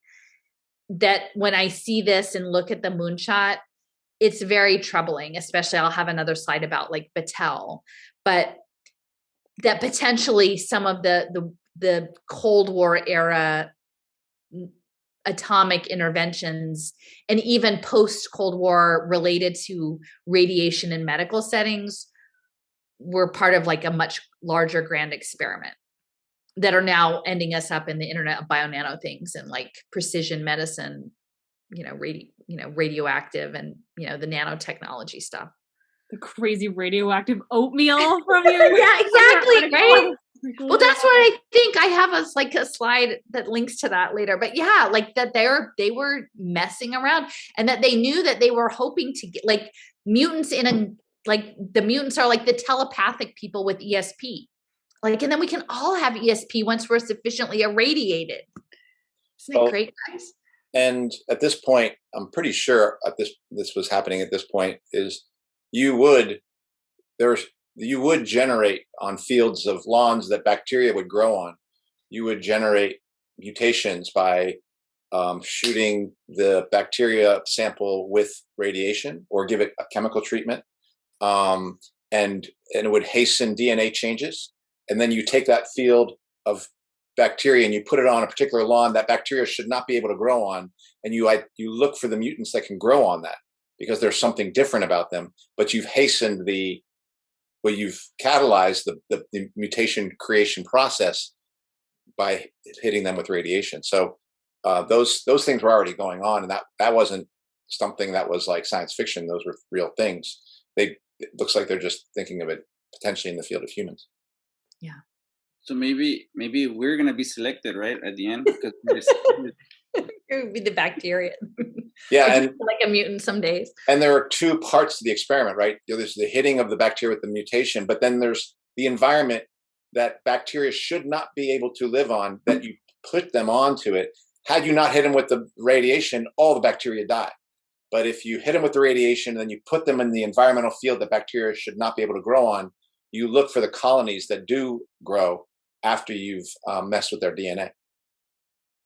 So that's and Jen, like but I was in touch with her before I went out to Utah, and one of the things she was looking, and it's interesting because Salk, when he was working on his polio vaccine, he was at Pitt, same place as Reiser. They were, I mean, institutions are large, but they were both in the same, geographic location, and they were talking about the gamma globulin experiments in Provo, Utah, and that how they very closely aligned with the radioactive fallout. And so I think her sense was there was some intention of, can we preemptively use some sort of protective element, like from, I think it was framed as like fallout from war, but maybe not. Maybe it was fallout from sort of some forced evolutionary mutation process. So, and there was a cadmium sulfate experiment done in poor neighborhoods in the United States where they would spray them with cadmium sulfate, which they believed would actually protect you from radiation poisoning or from radiation in some ways. Oh, wow. So that was something that's like stuff you can see on mainstream news. Actually said, well, this happened in the 50s and 60s, and it's a little uncomfortable to talk about, but there it was. But that was, I didn't know about that, but that was like, St. Louis? Was St. Louis one of those cities, I think? Don't remember which cities, but it was like early chemtrail kind of stuff. Yeah. All right. Well, I think this is my last quote is the next one, I think. Can we go to the next slide? Oh, there it is. Okay. So what's interesting is this guy, Hilton Rice, was working with these folks at Duke in the parapsychology lab. And he was a correspondent with Oliver Reiser, who wrote the book that, that I've been talking about. And they carried on a correspondence for a couple of years, like a very intense about this paranormal experiences or whatever. And it really affected Reiser. And then like one day out of the blue, I think the guy was in his mid-50s. He just got up, he just dropped dead. And everyone's like, we just can't believe that like Hilton just dropped dead today, whatever. But this was evidently like the last letter, and it's in this book. And so this is how he concludes. He says, there must be a new religion growing out of scientific revelation. Okay, so that's scientism, right? I have been thinking of a universal temple, a hookup. Now, again, this is in the 30s, a hookup of exquisite edifices with incense, colors, and music to soothe the senses, and a radio voice that speaks to all as one, so that a kind of mass hypnosis is achieved, and the individuals feel themselves joined in a unitary consciousness. Quite a fanciful idea, isn't it? With all good wishes, cordially yours, Hilton Rice. And I'm looking at that, I'm going, That's the metaverse. Like he wants to throw everyone into some hypnotic, scientifically programmed, mass hypnotic unification.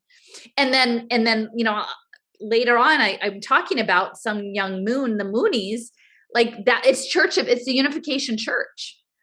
And also Laszlo, who's one of these systems theorists who's involved in all of this, Hungarian, one of these, you know, Hungarian Martians, he's very connected to the Baha'i faith. And Baha'i is also this interfaith harmonic science and religion unity.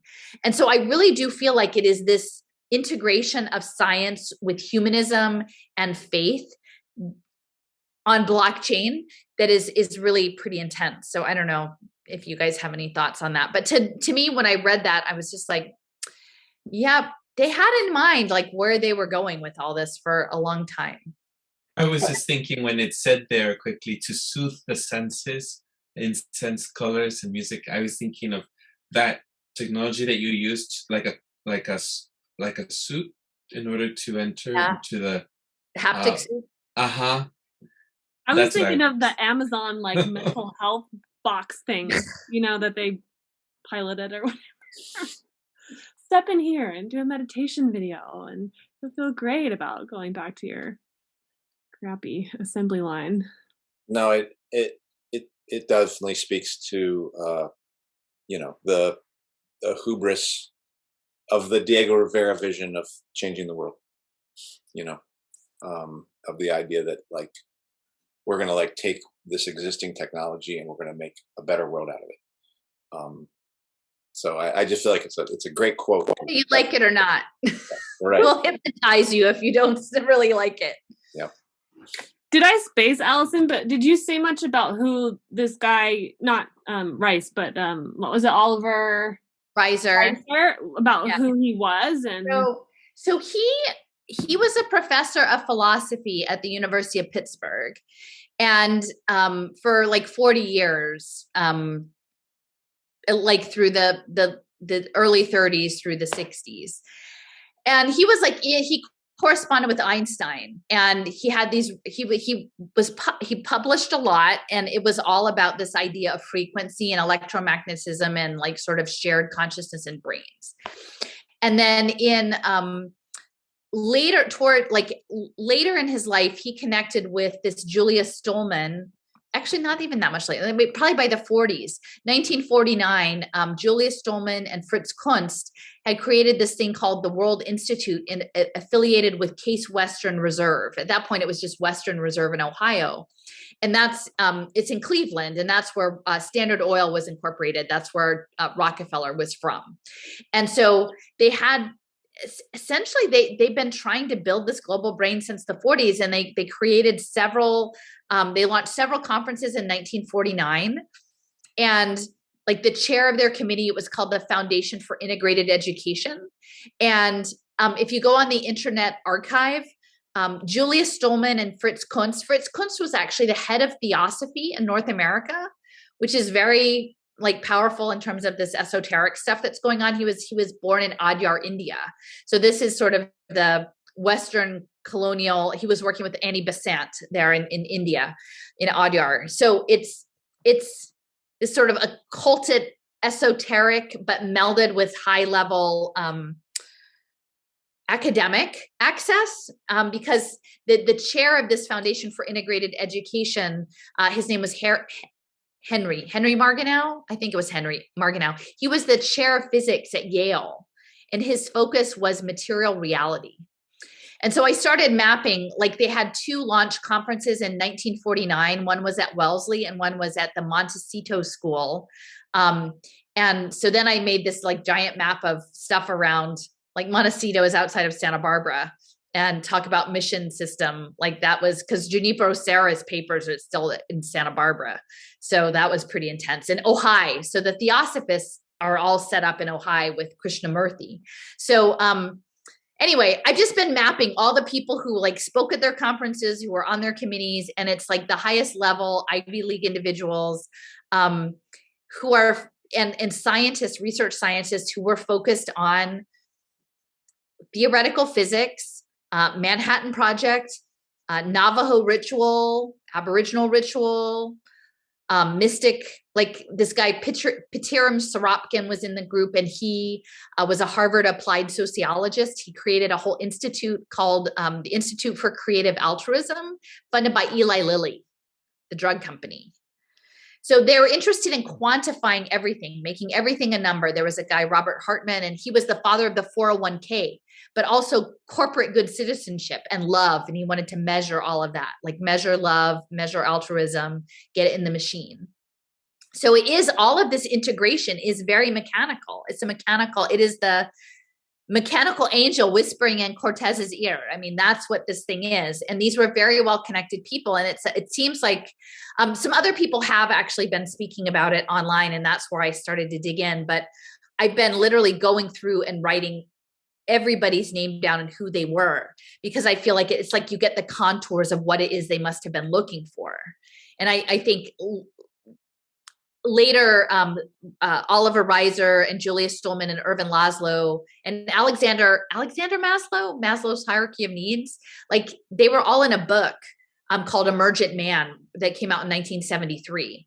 So this stuff didn't go away. It just kept being emergent. And like, I think if we click through the next couple slides, I think this is the background to be like, I know this might sound crazy, but you should pay attention because these are serious people. Andy, so this is about Dr. C. Hilton Rice, who was a child psychologist in Montgomery, Alabama. So again, there's some weird stuff. He was working with Joseph Banks Rhine. That was all part of this. Rhine was in the Stolman group as well. And that was out of the Duke Parapsychology Lab. So like, you're not expecting to see 1937, like Duke University has this parapsychology lab, but it does. And they're being very scientific about the psychic research. And then we can click ahead again. So this is just some of the, Julia Stolman and Fritz Kunst had two different periodicals. One was called,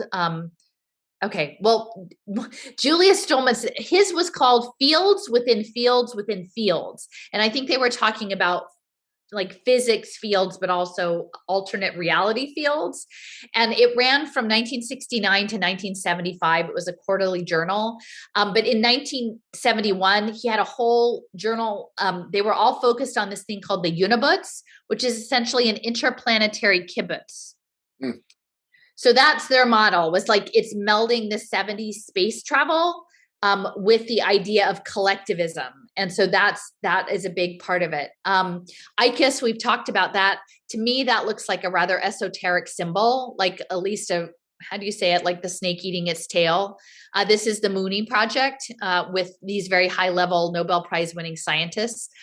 Here is Sorapkin, the Harvard professor of applied sociology and love.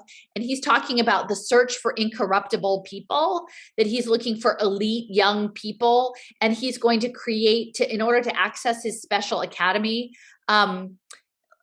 let's see, that they were going to have a luxurious furnished room with soft lounges, rich food, and scantily clad girls from Hollywood, and that they would have to stay in the room for 3 days and not avail themselves of food or women. And if they could do it for 3 days, then they pass and they get to join this. But he's Harvard, right? This is a Harvard guy. This is the mentality. And then this is the book Emergent Man. And Currents in Modern Thought. That's the other one. But they're on the Internet Archives. And I would really encourage people, especially the Emergent Man one, to look, because like, again, Abraham Maslow, these are high level people. And in reading that first chapter, it's very eugenicist. Like, I was not expecting that. I was expecting this to be like some nice, cozy guy who cares about people, because it's like the hierarchy of needs. And literally he's saying some people are better suited specimens than others. And those people should be the choosers of the things for society. And if they choose and you don't like it, you should just suck it up, because eventually you get used to it, because they're the good choosers. So just get over it.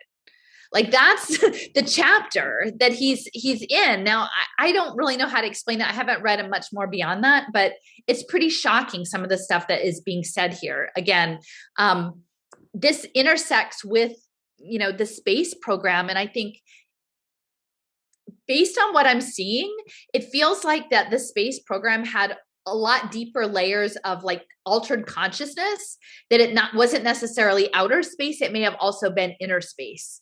and that some of the Cold War era stuff was being embedded in the space program, like in some sort of interdimensional stuff. And I will say there's an individual, Barbara Marks Hubbard, who was part of this group. She was very into the space advocacy. And it was quite interesting because essentially what they were doing is they were going around to young people, impressionable young people in the 70s, and saying, everything is really bad, but it will be better in space. We should just leave here and go into space. And then we will have like a more just world out there. And when I'm reading that and I'm thinking, and she's like, and they would all be dressed up like Star Trek. And I'm thinking, guys, Star Trek was a Fabian socialism. Like that, it's a space Fabian socialist program. Like, but it was Fabian. It's like, because if you look at what Mark Andreessen is saying, like of the venture, Andreessen Horowitz and his wife, Laura Arrillaga, like she set up impacting investing at Stanford. And he's literally going out saying, reality privilege is a thing. And, you know, the real world sucks. It's never going to get any better. And the only way to have justice, social justice, whatever, like not racism is to live in the metaverse. And like, it's the exact same narrative. In the 1970s, it will like, we will escape all of the bad things of the material reality and we'll go into space. And then look, we can have Star Trek. But now the new version is the metaverse, only it's run by the CIA. Maybe they were both run by the CIA. I don't know. Well, I would certainly say that the search for incorruptibles, again, it seems like the capitalist class is great at inverting, because I actually can see how for him, you will find the incorruptible through this process. And I do feel like, you know, like the stuff that, what's the guy, who's the director, Eyes Wide Shut? Yeah, you know, Stanley Kubrick did that movie, which spoke about these, and you hear about it in the secret societies and the dark things that they do. And I believe in their own minds, I think that is how they create a society of incorruptibles, people who are wholly dedicated to mayhem, and to selfishness and to a world just for them, and who would be fine, or who just breathe eugenics ideas because that's just the world they've been raised in. So I do feel like it adds up to me, to how a capitalist class builds a class ideologically for itself and of itself, one that's fit, you know, do the kinds of things that they need to do in order to make the world, the way they want to make it. Like, sounds like this guy was a good chooser himself. You know, and again, like these people, again, he's a Harvard person. You know, these people go to Harvard for a reason. Harvard, you know, I remember I was forced to apply to Harvard, and I remember that process was like, you know, talking to alumni and getting their approval, and then showing ambition and this and that, and they select a type of person, you know, and obviously I didn't get in. And I'm glad I didn't. I don't know what kind of human I would be right now. But again, this is how this system gets perpetuated, you know. And I guess maybe I'm being redundant to that point. But yeah, no, I don't want to choose for anybody else. I don't want to have to choose. I want to make choices for myself. You know, This is what I learned by doing the organizing that I did early in the pandemic.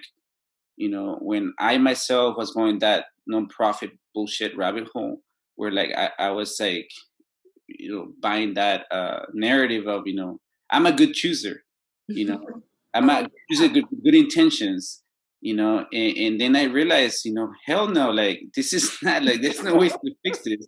And so my energy will go to, like, you know, revolutionary work, whatever that means, you know, but I just know that it's not that, you know, and my partner and I often, like, you know, are frustrated, you know, our fellow organizers or people or like nonprofit system, because just to bring it back to the, you know, the conditional cash transfers, the systems that exist swallow people, chew them out, spit them out, brings them back in there. You know, like my partner herself works for people, the most abused, neglected people in San Francisco, one of the richest city in the world. She works in the depths of hell, basically. and she sees how her organization, gives people housing. She's supposed to work with people with have been traffic, abuse, women mainly, and how the organization themselves puts them through the system and then spits them out just for numbers, again,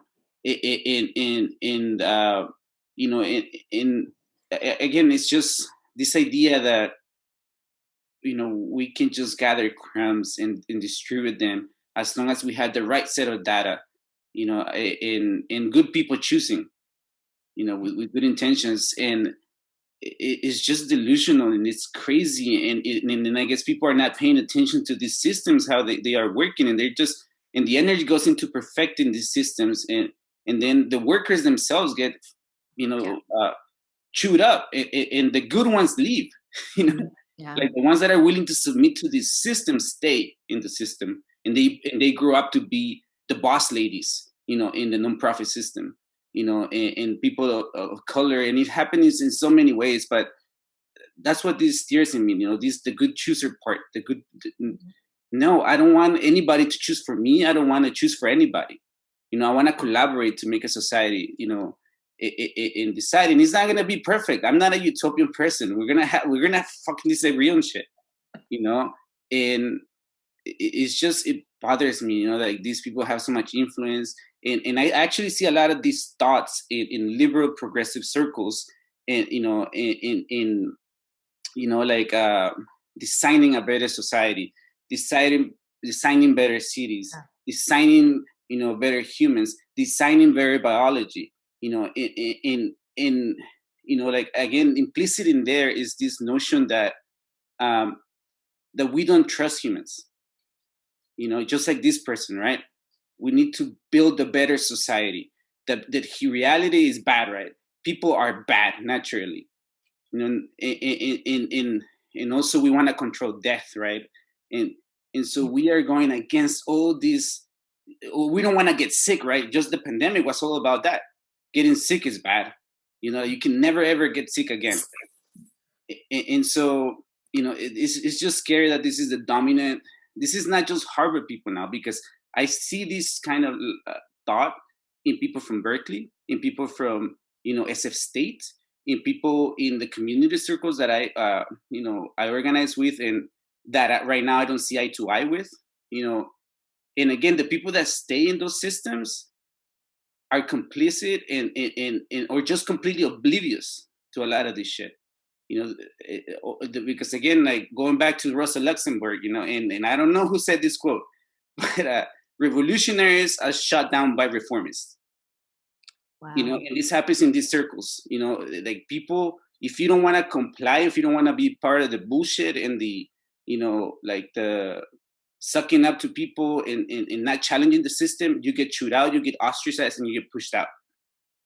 And those are your options, if we don't challenge the system, to completely destroy them and actually take control of our communities, to serve life and control of our labor ultimately, and not play this game, otherwise we're going to let these kind of people choose for us.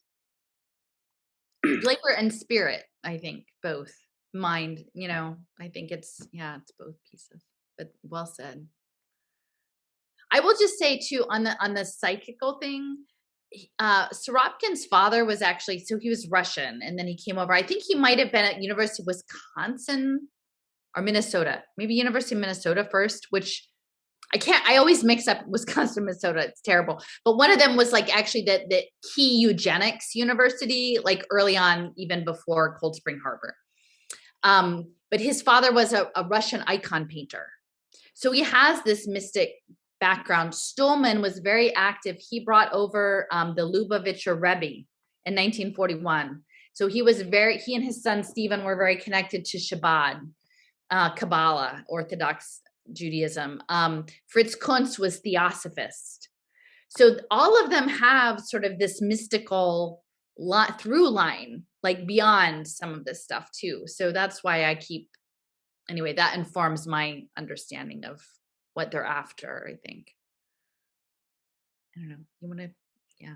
So, and this is building on the Unibuts, but just in case we thought that was only like 1973, this is a 700-page volume by Ben Goertzel and his dad, Ted, who is a former sociology professor at Rutgers. And his focus was on cyber socialism and conspiracy theory. And Ben, if you don't remember, he worked with Hansen guy he built the brain of Sophia. So he's the AI guy, and he got his PhD at Temple. But, and this is going to be kind of, but essentially they are uplifting again the Kibbutz idea of this modern globalism, that we will have fair, I guess it's the automated luxury communism model, right? But like through technology and blockchain, you'll see global brain in there again, and sort of trying to navigate that with the libertarians, I guess. And so this book, and I have the link here, it's useful to look at. It's over 700 pages long. It's edited. So there's chapters from a lot of different people, but they're looking at the singularity and very much linking the blockchain, the social brain, the global brain, and sort of an engineered collectivist outlook in some matter. But it's hard to say whether you would count that as socialism or libertarianism. Like, they're trying to thread the needle, right? Like they're trying to get it on both sides. I can't quite read those quotes, but that's the gist of it. And at the end, I guess it says, with future advances in artificial intelligence, these networks will not be limited to humans, but may include intelligent computers or robots with diverse degrees of autonomy. So I think eventually we're going to get back into conditional cash transfer, but the diverse degrees of autonomy, I think that they would like to apply that to people as well, right? Like they're talking about computers and robots, but like we're all going to have diverse degrees of autonomy programmed into our digital identity, or like at the very least, our digital twins are going to have that. So I just wanted to throw this slide in for a reference. And Withering Away of the State is straight from Lenin. So there, he's just, it's like bait put before people who are on the left, who have this notion of fighting capitalism through socialism. So yeah, I mean, this is definitely a guy he's read Lenin, probably read Marx, and the idea that he's saying, well, the kibbutz didn't work as for socialist purity, but we'll try this one, just bigger. Yeah, yeah. Well, and he was actually presenting in Spain, Ted, the dad, on cyber socialism in 2015, as recently as 2015. So, this is an idea, and, it even goes back to, CyberSyn in Chile and Stafford Beers. And I never could understand that. Like, why would you bring in an English systems theory guy to like run your Latin American socialism? That makes no sense. But I mean, now it does, right? If it's not what you thought. But he was lecturing on that. And what I find, again, in the esoteric realm of interest is that he ended up retiring to Marietta, Ohio. And like Marietta, Ohio is probably like, it's this small town in Ohio, but it is the location of one of the most prominent Adena mounds of the Mississippian mound building cultures. And it was where Washington opened up the Northwest territories into Ohio. And Ohio is this central place, both with J.D. Rockefeller and Standard Oil and Battelle and Columbus and Knowledge Works and Strive Together and these mound building cultures. And it seems so boring, but there's energetically stuff going on in Ohio. And I find it very intriguing that Ted Goertzel, whose like son lives in Hong Kong building the AI robots, would move to Marietta, Ohio to like wrap things up after. I think he was in central New Jersey before, out greater Philadelphia. So I find I'm always intrigued. I'm like, Ted, why'd you go to Marietta? I have to say, when I talked to Stephen Newcomb he wrote Pagans in the Promised Land, and he said once he was in Marietta, Ohio, and he just happened to walk up in the historical society, somebody, like, it was locked, but somebody was going in. He's like, can I, do you mind if I look around? And the guy's like, sure. He comes in and there's George Washington's Masonic apron in there. So there's a lot of imprinting going on. All right, we can next one. Yeah, let's do that. I think eventually we'll get back to Mexico. Here we go. Okay. So anyway, so we're gonna like loop back into the conditional cash transfers in Mexico, because again, we've set it against the backdrop of integrating society into, this post-national, post-human, post-religion, full-on science world, right? And so we're going to be engineering society towards that end. And this is all literally social engineering, right? And so the point I want to make is that this was happening throughout the 1990s, and the technology, even the cloud-based computing, was really in its very early stages.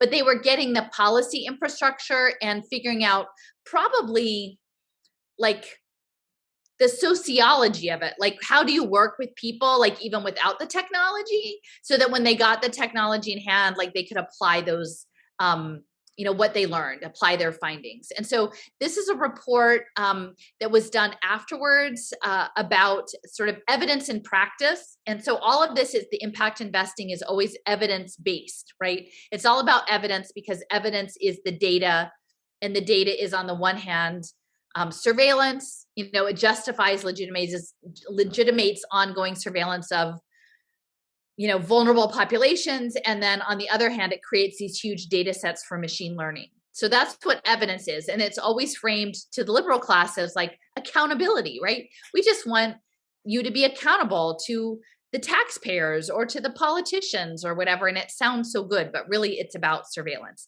So I wanted to bring this up because this is in one of this overview report, and they were talking about the impacts. And again, in Mexico, the expectation of getting this cash, which was directed towards low-income women and their children, predominantly revolved around meeting certain expectations about healthcare visits and wellness, and then around school attendance and participation.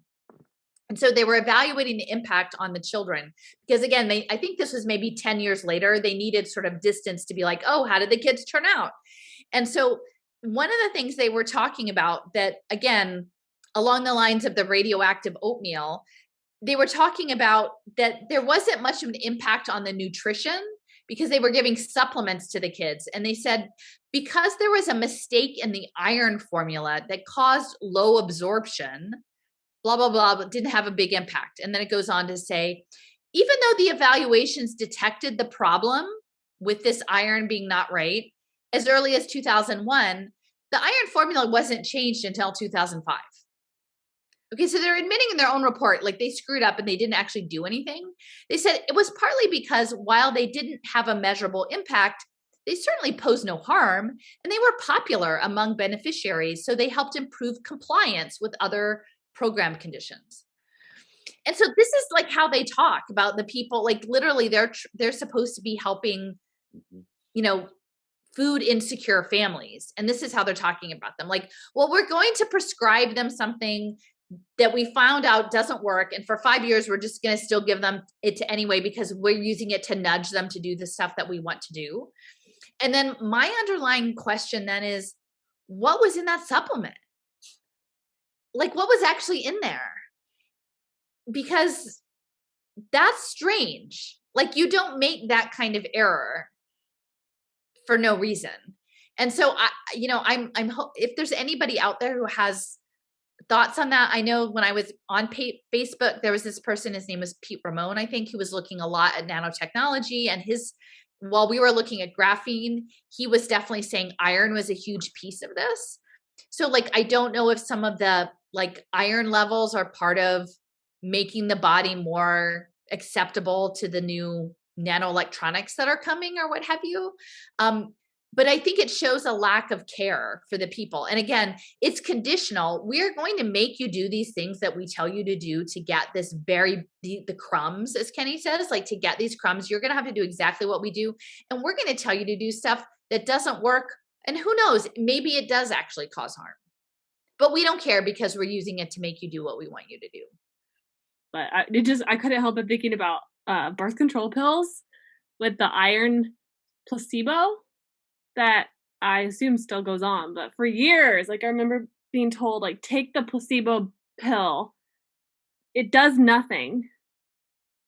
But sometimes it contains a little extra iron, which you maybe need, even though there's very little scientific evidence for that. But it exactly, like, not in this context, but in a different context, right? Like it helps improve compliance taking the other pills for the other 3 weeks.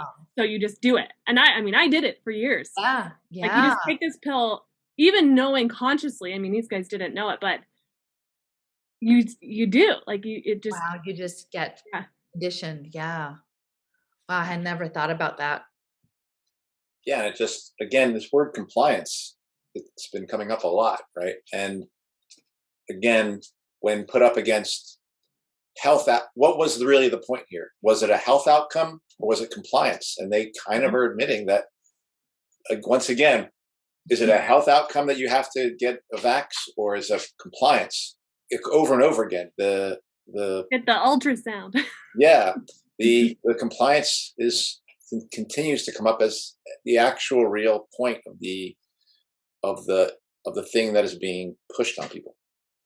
Okay, so this is again focusing. I think Eduardo, did you mention about like in utero, like pregnancy, like they're really tracking children from like the antenatal care, and this is where it gets complicated because on the one hand, you want to advocate for women to have access to quality healthcare, and on the other hand, many people in the healthcare system space, especially around like pregnancy and childbirth, like there's a range of approaches, right? Medicalized versus lesser medicalized around, women giving birth to babies. And so they want to control all of that. And in fact, like the first baby born on blockchain was in Tanzania in 2018, and they were tracking all of the prenatal compliance on blockchain. That was a central part of it.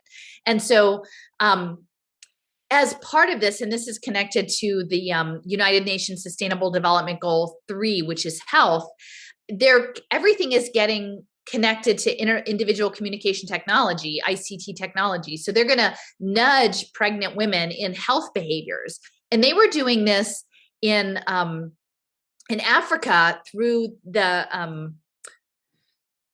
with the World Bank, these programs where they were sending text messages with all of this information, but really it was about the nudging and the compliant behavior. Like, did you respond? Did you acknowledge?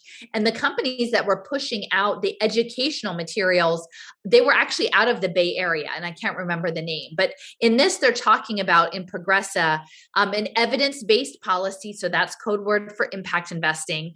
And they are going to have a digital suite of tools to go along with their regular health checks. So this is later on in the process, but it's connected with UNICEF. And again, what happens when you're getting push notifications about your pregnancy, some of which might be linked to global pharmaceutical companies or, big pharma, big medical, maybe is not around necessarily like your approach to child raising or your approach to childbirth. But you're going to be judged, or your access to healthcare or food is going to be conditional on responding the right way. So if you go to the next image that has like a picture of the women, so you can see, so it's like, there are issues possibly with radiation, right? And so you're like, hey moms, everything you need is right here on this radiation tracking device. Like, make sure you hold it all times, like maybe really close to your, unborn child. Wouldn't that be smart? Because we're going to tell you exactly what to do, to be a good mom. And it's ridiculous. Only if you understand the motivations behind it from a global finance standpoint and from the global brain standpoint, there's a logic to it, but it's not about good health outcomes. It's about the compliance ritual. So, but hey, the messages are sent for free, and if you don't have a phone, we'll give you one because everybody needs to have their global brain attachment. So. Yeah. And Jessica, I'm sure you have something to say, because this, for me, I'm just thinking of the person from the Luminaries that was talking about how her whole way of coming to a consciousness about many ways, her consciousness around how unfree she was in society and how we need to make ourselves free through building Luminary Village was in the process of becoming a mother and the experience of being forced by the Western medical system. They said it was about making her making her kid healthier, but that's not her experience. That it was really about her experience was about control. So I don't even think, Allison, you have to even think it's that complicated. I suspect, and I actually do think we need to do a panel on mothers and that people's experience in the Western medicine, to speak about how it has nothing to do with health. Yeah, I mean, it's like one of the most surveilled, monitored, tracked, like data heavy medical scenarios, you know, for a lot of women, is the whole process pre and post pregnancy. Also can't help but laugh that Allison said push notifications for pregnant women. Yeah, right. That was unintended, but I was like, but yeah, I mean, I have a lot of thoughts on this, but my God. Can I just read this one line? So it says, we evaluate the impact of providing ad hoc information in general, but also the differentiated impact of sending information with high socio-emotional content and format, as well as personalization. Like, no offense, but as if like hormonal women don't already like have navigating enough crap, that you have these apps that are sending like targeted, like provocative social emotional messaging to you. I don't know what that means. Just like the language that is used in this shit is not. This is not written for the people they're trying to quote unquote help. You know, it sounds like they're writing, you know, for their investors. You know, for an investor class. It's just. They're not expecting these women to find this webpage. No. Exactly. You know, and again, it reminds me too of my partner's job. The website is fucking a lie, basically. It's targeting other people. It's not targeting the people that they're trying to help. You know, so obviously it's a marketing ploy, and dressing things in beautiful, adorned language that really just sounds like and in this case, I think they're appealing to the investors, which are the donor class. Yeah. You know? With the phone too, I always just think of that great Corey Morningstar line where she says, like, if people didn't buy smartphones, then they would give them away for free in cereal boxes or something like that. And it's like, yeah, well, with these cash transfer programs, they do. Yep, they do. Yep, they give you one. I wanted to make a comment on. I was wondering if these folks that are behind the personalized SMS messaging systems are also in partnerships with other companies like Nestle, because Nestle was focusing. I remember at some point to meet nutritional needs of Mexicans in Mexico, and so their standard of what nutritional needs are for Mexicans is what they're going to influence these people through this data collection, through reaching tons of people through this digital system. And not only that, I know that, what I'm afraid of is that this way of transmitting information that is personalized and that is controlled, watching these women sit there and being, directly, not through just propaganda,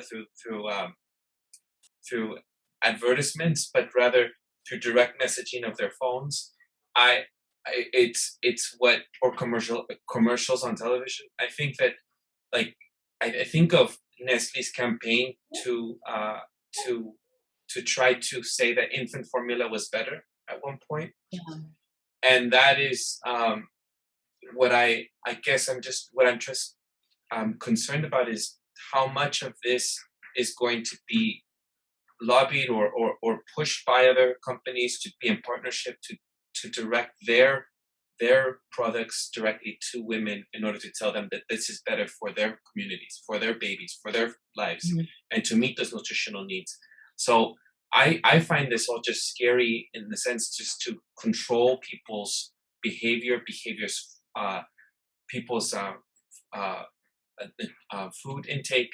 So that's the only thing I'm thinking of this whole thing. As if Nestle was so convincing and so effective without direct messaging and just through commercialization in Mexico, this will just be another way to get through and get directly linked to people to encourage them to do what is right according to whoever they're partnering with.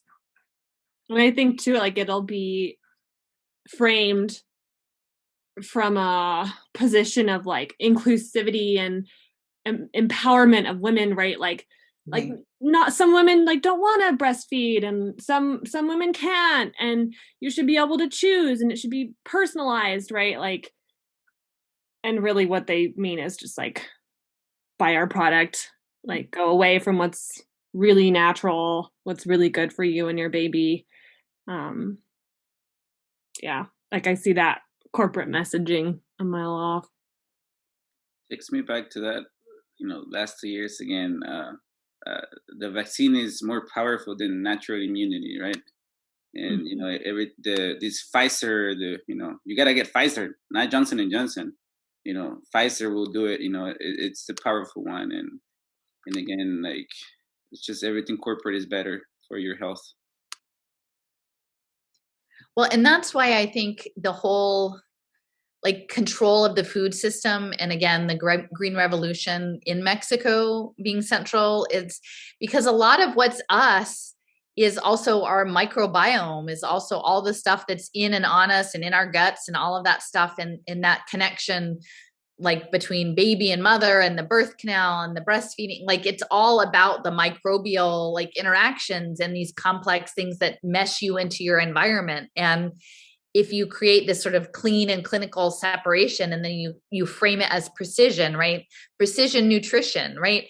And it has this eugenics thing, only now it's not even going to be called eugenics anymore. I have this great clip of Dominic Cummins, who was the advisor to Boris Johnson, who is behind this like ARPA, the new ARPA medical stuff. And it literally talks about like, you should educate children based on their genomic sequence, like straight up eugenics on his blog. And he was asked in a hearing last year, does he believe in eugenics as a science and that it should be funded? And it was a Black woman asking him, and he just said, well, I don't know what you mean by eugenics, but this synthetic biology is really great. And I think it's very important because of the pandemic, and on and on and on. And so like that conversation is there, only now we've normalized eugenics, right? And now it's actually, like, as you said, Jessica, it's going to be empowering, right? We have a custom blend just for you to like fix all the things that are wrong with you, and it's going to feed into all of that. And it may not even be a sale, because literally they may program your benefit that you have, well, I mean, I guess if you're breastfeeding, hopefully you always have a choice, but like, who knows how they can control things? I don't know. No, they'll have you track it. Like they have women like track their menstrual cycles, like, all the apps, like that's the whole industry, like track like how many times a day your kid latches, and, they'll find a way to exploit it. Well, and I will say, there's a whole section, like the long-term birth control is being used in really nefarious, like the injectable birth control, like for women in prison. Oh, you'll get a shorter parole if you put in this birth control, right? I mean, and they were doing that in Oklahoma with the backing of the Kaiser Foundation, I believe. So, and Bill Gates has already worked with MIT on remote control birth control, like implantable birth control, remote control. So yeah, this eugenics stuff totally never went away. And you really have to kind of get a grip on like the US, but it's all framed as progressivism. I think that's the thing that has hit me so hard, is you always imagine like eugenics, like it's a terrible thing, but it was framed as a positive, right? We're getting rid of those feeble people. Like we're going to make sure that doesn't like mess up our gene pool. And it's progress, and it's really messed up. So, okay, let's keep going, because I know we're getting close. But okay, so this is just some images.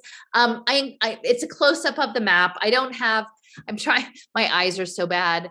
Santiago Levy, he was the guy who helped implement it along with Jose Gomez, I think. Levy came out of Boston University. So again, he's US trained. Zedillo and Gomez like met each other through the Central Bank of Mexico. And, we talked a little bit about where Zadia went to afterwards, but I do think that the economic crash, the rising rates of poverty, it was already at pretty high levels of poverty, but it just went off the charts after NAFTA. And then later in his presidency, he took away the tortilla subsidy. And so that was part of what I talked about in the article, was at this time, there was a shift. Again, taking away the subsidy was one of them. And then even when the subsidy was still happening, there was a pivot into, I can't remember the company, but is it like a masa? Like the original tortillas, it's very labor intensive to make them the way you make them. And so there was like this shortcut, like fast food sort of this company that was dominating the tortilla market and is also in the US market. I can't remember the name of the company, but it was, Maseca. do you know? Maseca? Yeah, that sounds right. Yeah. So it was like a shift in the production, like that would affect probably the nutritional quality. And also it had larger repercussions for culture, because it was, again, making the traditional way was very labor intensive, and it was predominantly women's work. And so again, it would be framed as empowerment, right? Like, you don't have to do that anymore. Now you can do what we want you to do. But it was breaking those traditional food ways, beyond just the GMO, but actually the production, and then and that the tortilla subsidy was supporting a lot of small scale farmers. Like it was providing the supports that then went away and then opened everything up for bigger agribusiness. I actually have had coworkers, from Mexico, that have shared their story, and about how they, used to plant corn and then do like a Jamaica flower, like a hibiscus flower. See, they had this process, right? A traditional process, but then, in the 90s, they were pushed out, they couldn't sell their product to the market, and so then the next step was they were pushing to working for the Green Giant, right? In Mexico, the factory. And then eventually they made it to the US. So again, like you said, just speaking to what you said, like dismantling their way of life. Not to say that it was perfect, or I'm not going to idealize it. There were struggles, coming with that. But the people who implemented these policies knew what was going to happen. And so the story of a lot of Mexicans who came, in that Clinton and the walls and all this stuff, is similar. I've heard this story with different people, people from Yucatan who used to farm honey, through the ejido system, which is like a communal property situation. But even that was upset, through these market reforms, that really gave power to big corporations and disrupted the food network, I guess, that existed previously. And so now what you have is people working in factories, and and they cross to the US, whatever, and now you have another wave of people coming from Central America, because there is another project going on in Central America of dismantling, and corporatizing and manufacturing things down there. And so again, this is the story over and over that I know personally of people who are working, in this country, undocumented. And I would just say too, on the food side, is that within that microbiome, it actually affects brain function, like your gut function affects, and also through the vagus nerve. So if you can start controlling people's, and that in terms of quality of food generally, but now they're going to flip it, and like DuPont is getting into the microbiome space, these commercial food productions, like they're looking at managing your gut health for brain health, because there is this very direct connection. And that's scary. Like when you think about, again, babies too, because they're small, like the amount of food, like it's pretty intense. And now they've got all of these, imagine the chemicals that I grew up on were one thing, but now they've got all of these new like hybrid things and synthetic biology things. We don't even know, like I don't have no trust in the government or the FDA that any of this is adequately monitored. So I think it's like every woman in America has Teflon in her breast milk. Yeah. And personally, in the US, it's incredible how many people have allergies. You know, like I grew up in the global South, exposed to things and dirt and all this stuff. But like everyone that I work with, not to say that I haven't been exposed as an adult, but my childhood and my mother, for example, my mother grew up under poverty. She didn't consume a lot of like processed products. Like they even went to like harvest wild beans in occasions. But she's 67 and she's the healthiest out of all people, you know, around her. There's people who have pockets of medicine, and my mom doesn't know what that is. At the worst, she'll take Advil. But my mother is very healthy because she wasn't exposed to all these toxins and these, you know, diets that are from processed foods. Okay, and these are just sort of an assortment, but this is sort of a all of the people at Penn and University of Chicago and Yale and the Inter-American Development Bank that were studying this project, right? So you've got the incubator, and then you have all of the people who are like the academics who are making their money on writing the studies. You got the Berkeley folks or whatever, and then on the left side is essentially like early systems of trying to figure out about how to deliver the payment systems, because as we know, like what's coming with this programmable money and the central bank digital currency is that like they're very concerned about the unbanked because the unbanked are the less controllable. Like people who are in the informal economy and doing their own thing are not nearly as watchable as the people who are controlled on these payment systems. So, I mean, you guys might be able to say, I can't remember exactly, but there were like getting to banks or getting to the places that would provide your disbursement. Is it Disconsa? Like there was a certain grocery store that things could be used at. It was like a very controlled system. And ultimately they started to work with the credit card companies and these, is it Bansefi? Like different, like how to get the money into the hands of people and like what requirements they were going to ask for, the know your customer. And, you know, one of the things that I thought was really interesting that I found out last week was that Cornell University, Ezra Cornell, he actually, his fortune was in Western Union and Telegraph. And then Cornell Technion, the New York campus, that's the home of Commons Pass, which is the biometric passports and the digital currency systems. And so if you think about like global networked payment systems, like that literally the guy who created the university that was the technical innovator that then like a century later birthed helped birth like biometric passports tied to money. It's like we're in this crazy time loop. Like that's where I keep thinking sometimes, like the fields within fields within fields, like are there like what time frame are we on? And are we in a repeat pattern? Like how do we get out of this stuff? But anyway, they were working out the payment stuff. And that was another key role that Mexico played with like, how can we toy around and get the unbanked manageable through the financial system? And that was a key piece. So, oh, and then at the very bottom, I will mention there's Arturo Rosenbluth there in the blue circle. He was a collaborator with Norbert Wiener, actually. So he was Mexican, but I think I'm trying to remember like his father was Hungarian and his mother might have been American. And he was trained in Europe and then went to Harvard and then met up with Norbert Wiener at the Macy conferences about like programming the animal and the machine and the cybernetics. And because he was Jewish, he couldn't stay in he couldn't find an academic position and he had to come back to Mexico. But then he became a conduit for a lot of money, like US money for scientific research into Mexico. And he was a cardiologist. And so again, you're talking about programming the man and the machine, and Wiener is the mathematician. But Rosenbluth, his thing was cardiology, the heart.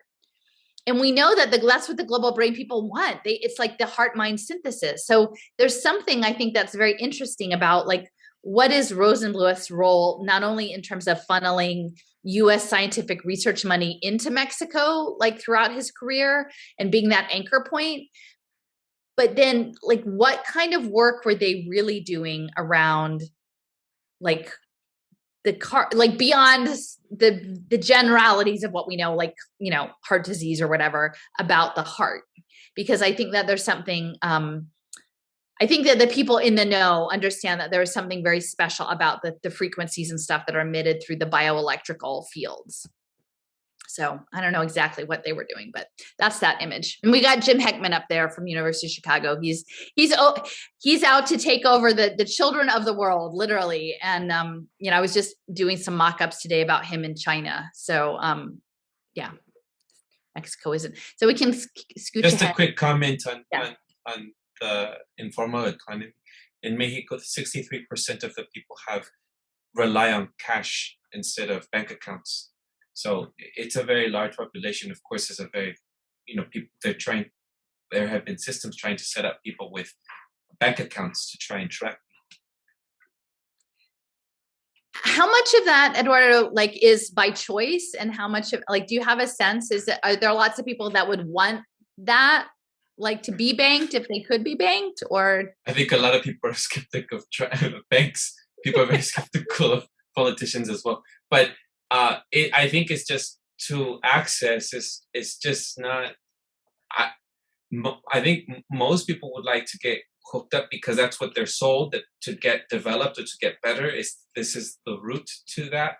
But I just think Mexico just relies on an informal economy that is just that holds the nation. It's just so. I mean, Kenny can speak to it too. That happens in Latin America, just everywhere.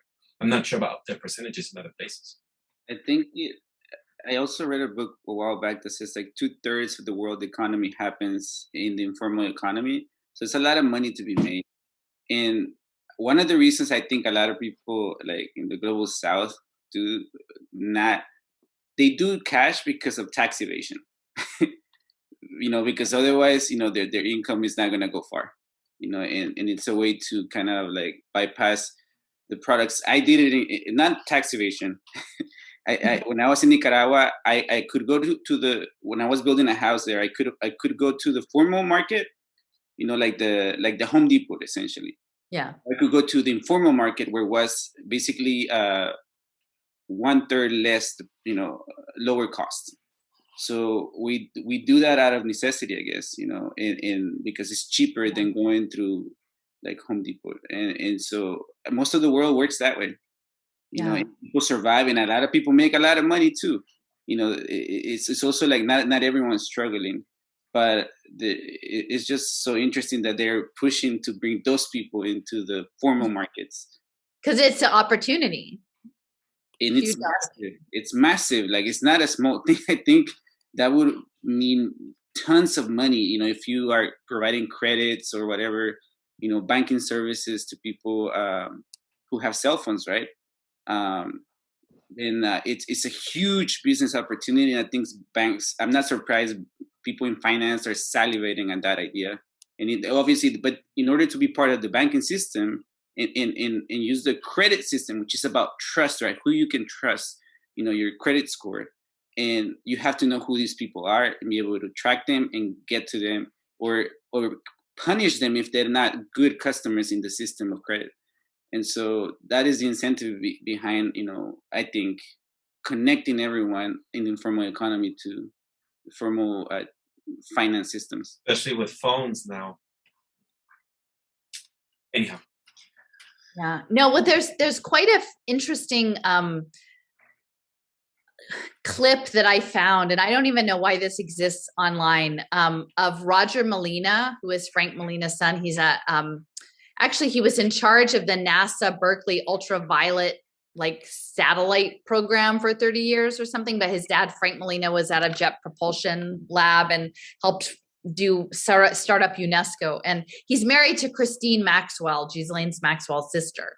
And so there's this recorded phone call, and they're both at UT Dallas. And so between them, they're together in a room, and his brother, who is actually a global financier of water development for the World Bank or something like that. So they're having a it's a half-hour family phone call that's recorded and on Zoom. And I don't even understand how this phone call happened or why it was recorded or why it's there's only one other video on this channel. And I don't understand, there's so many things about it, but in it, they're talking about water and they're talking about payment systems. And it's mostly about Africa because the brother was working in Africa, and he's like, we're having the hardest time getting the water infrastructure there because people aren't used to paying for anything, right?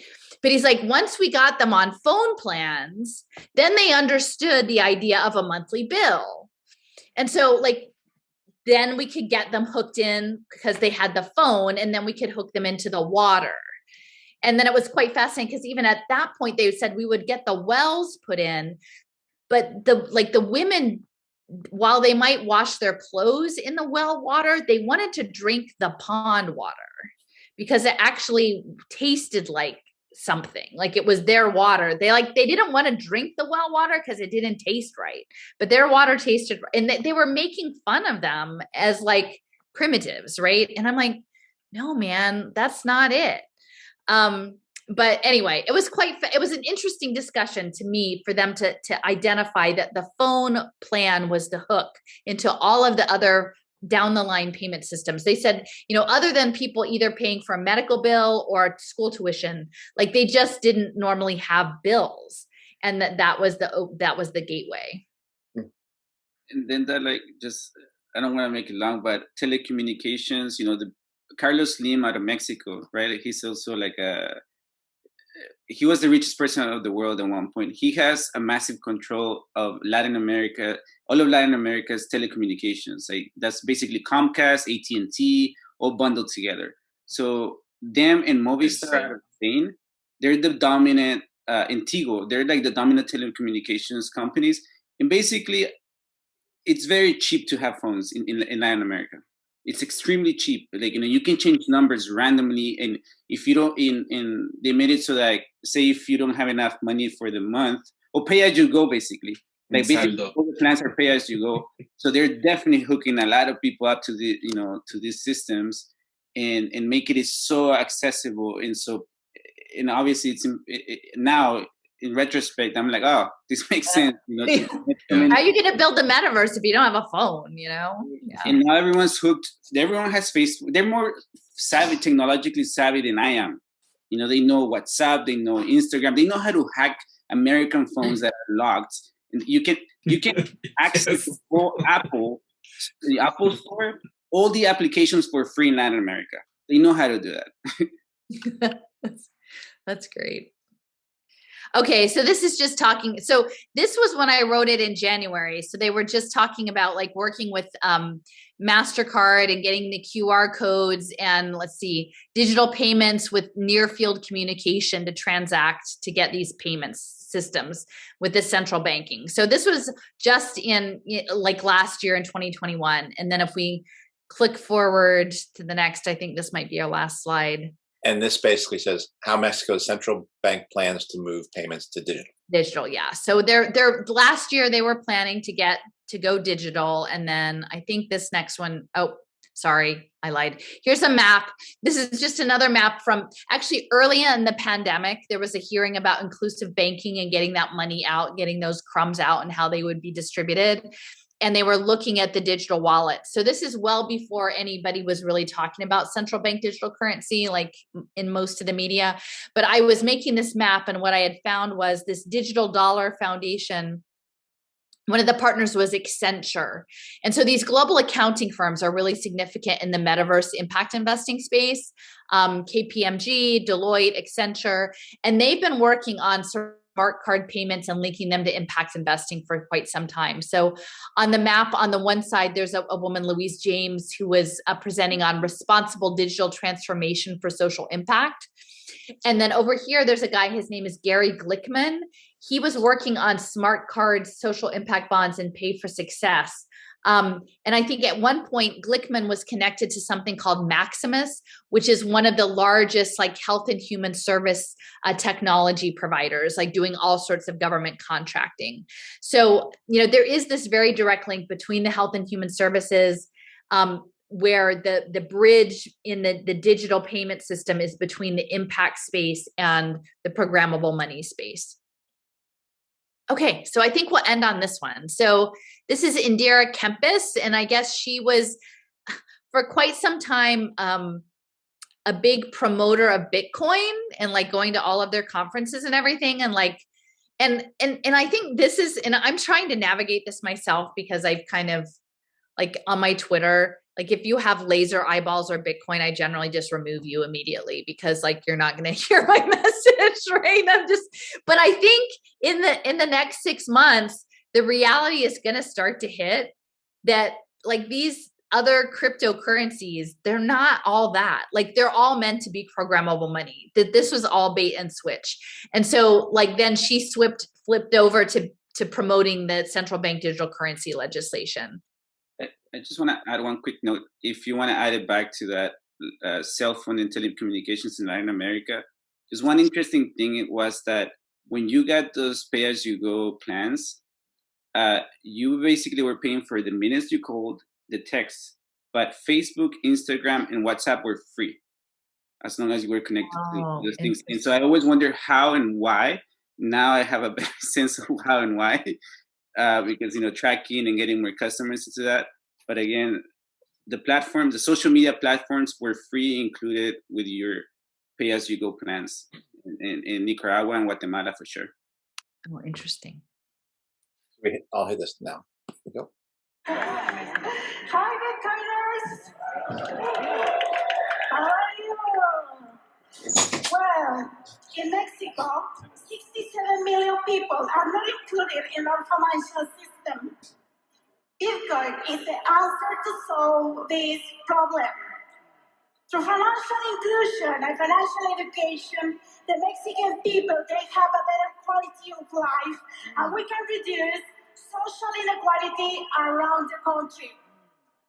Therefore, we have already been submitting bills to guarantee financial inclusion and financial education as a constitutional right for our population, for our freedom. Additionally, in 2 months, we will propose legislation to modify regulations in fintech and in monetary law. So it's Bitcoin law. And we have a message for our president. We're looking forward to sitting down and having coffee with you to talk about this plan. Bitcoin as legal tender in Mexico. Now.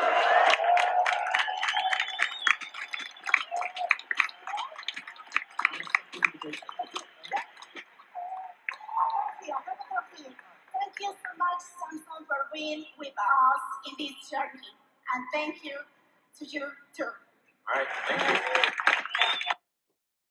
A constitutional right to financial education. In El Salvador too, it was a law that Bitcoin was also accepted as legal tender. It was sold as a solution, same things. Yeah. Well, I mean, it's a recolonization, but it's being framed as, I mean, I don't know how people feel about it down there. I mean, up here, the Westerners imagine that it's liberation, but I mean, the other thing that's interesting is if you look up, there's actually a number of articles where they talk about Bitcoin as a new kind of organism. Like, is this networked organism that it's like literally its own being?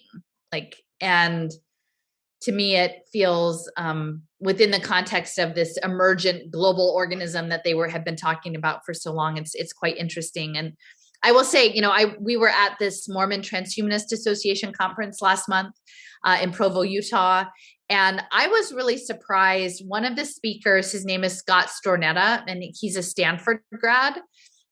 And he was one of the speakers there. And he said he and his partner actually developed the first encrypted distributed ledger before any of the Satoshi Nakamoto stuff. Like he and his partners were working for Bell Labs.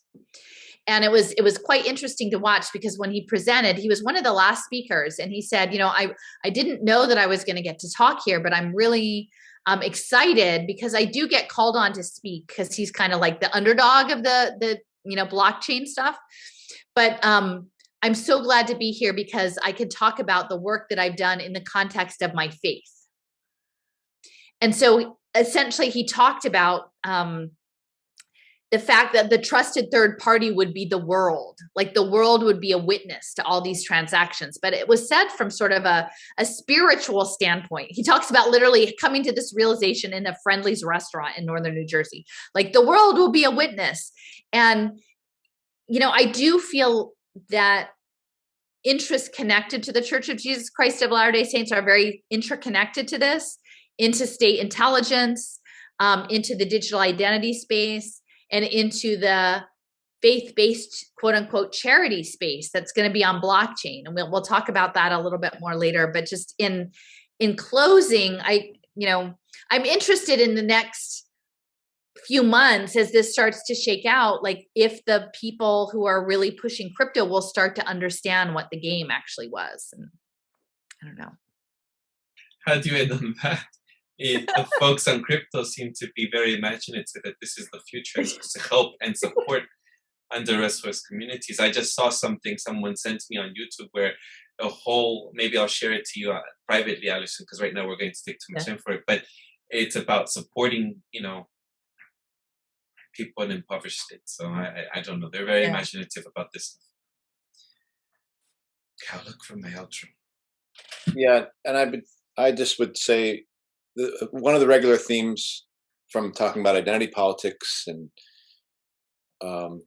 U.S. imperialism, or just imperialism in general, has been the notion of, plucking that person who represents that oppressed group out, and how Western capitalists, or how really any imperialists have done this, pluck them out, put them in front of people, and then have them speak words and use them as mouthpieces for, again, an imperial project, a colonial project, a justification, or a way of selling people's own imprisonment. It's the same thing over and over and over again. And the fact that the woman's dress was like very colorful, it wasn't like a business suit. It was, hey, I'm one of you, and I'm bringing this thing that's going to help liberate you to people who have been imprisoned. She's speaking for the people who put them in the prison and saying, here they come to liberate you. And it's, oh boy, I don't know. It's a little, I don't know, defeating to see it over and over again, done time and time again. And I really do hope that that narrative around blockchain being the way out, just kind of, that the people who actually have been looking into this digital stuff, wake up and say that is just not an avenue to go. And this is probably our end. So I don't know if you guys, I know it wasn't as much conditional cash transfer as we started, but it'll get more specific later. I hope it was interesting. I don't know. It was. I took notes actually. So it sounds like a scattered conversation, but it's not. Like it takes us to these like rabbit holes for a reason. Because like it's not as, these issues aren't as simple, and that's why it's hard to understand for some people, right? Like it's taken me a while, and in like every conversation that I have with you, Alison, I find new implications of things that I hadn't noticed. Like, for example, that cell phone thing. And I'm like, now it makes sense. At the time, I was like, why is it free to access so much data on Facebook, WhatsApp, Instagram? Oh, they're data collecting. People and so again, I just enjoy conversations. And there's a lot to think about. And again, it doesn't sound like a linear conversation, but it all relates in my brain at least, and I hope it relates to people. And because like we do have to connect dots, we always, I think, bring this up in order to understand what their intentions are, to see what their intentions are, and maybe find solutions, I guess, but or ways to get together or resist that individually, but hopefully collectively, because we've talked about that it's exhausting to do this by yourself or by ourselves. And so thank you for sharing again, and it was helpful to me, and I appreciate it. Good. And so where does this set us up for next week, Alison? What do you think? Okay, so so the second half, so the first half is essentially sort of framing the control mechanism and like the cybernetic control mechanism of the global brain and controlling one's money and how those transactions will be managed and reflected into the global brain. And then, so the second half will be a little bit more nuts and bolts about conditional cash transfer, but I think I wanted to touch a little bit more directly on the Fabian socialism stuff and the eugenics movement, because we got a little bit ahead of ourselves in the conversation. But I do think that it is that intersection of sort of upper class paternalism, masquerading as collective care, sort of, like settlement houses that's being woven into the impact space with the telecommunications. So that's, again, Mexico being a test bed, in specifically looking at it, I think from like an indigenous standpoint, a standpoint of like sort of this sacred cultural practice and the corn culture, and like it all goes together. So I think being the next door neighbor to the US, like it was very convenient for them just to scoop down and say, here, let us manage your poverty for you. We'll give you some good experts to do it. And then we'll use you as our test bed. So again, yeah, next time we'll be a little bit more specifics, but thank you for hanging with me for the context. It eventually it'll sink in. It's like an immersion, a random immersion class. I'm not trained as a teacher, y'all. You guys know better than me. I'm I think just people picking it up as I go along. Can pick out what is most meaningful to them, but nevertheless, there's a lot of details that are gonna kind of resonate for me, particularly that some of those things from the book. About how the world today can be seen in the book that was written in the 30s. Yeah. All right. Well, that does it for this week's episode. I'm not sure if this is the longest episode running of all of our episodes, but this one we'll have part two on next week. So that does it for this week's episode. What's Left is a weekly political podcast / channel challenging the mainstream left that posts information about our topics and our guests on the episode notes where we found this episode, or on our blog at what-s-left@webnode.com. You can find past episodes to this podcast / channel there and connect with us. I remind folks, if you like anything you've heard here, please check out our blog. Please subscribe, rate, review, turn on your notifications to any of our platforms on Spotify, iTunes Podcast, Stitcher, Google Play, BitChute, YouTube, Rumble, or Telegram.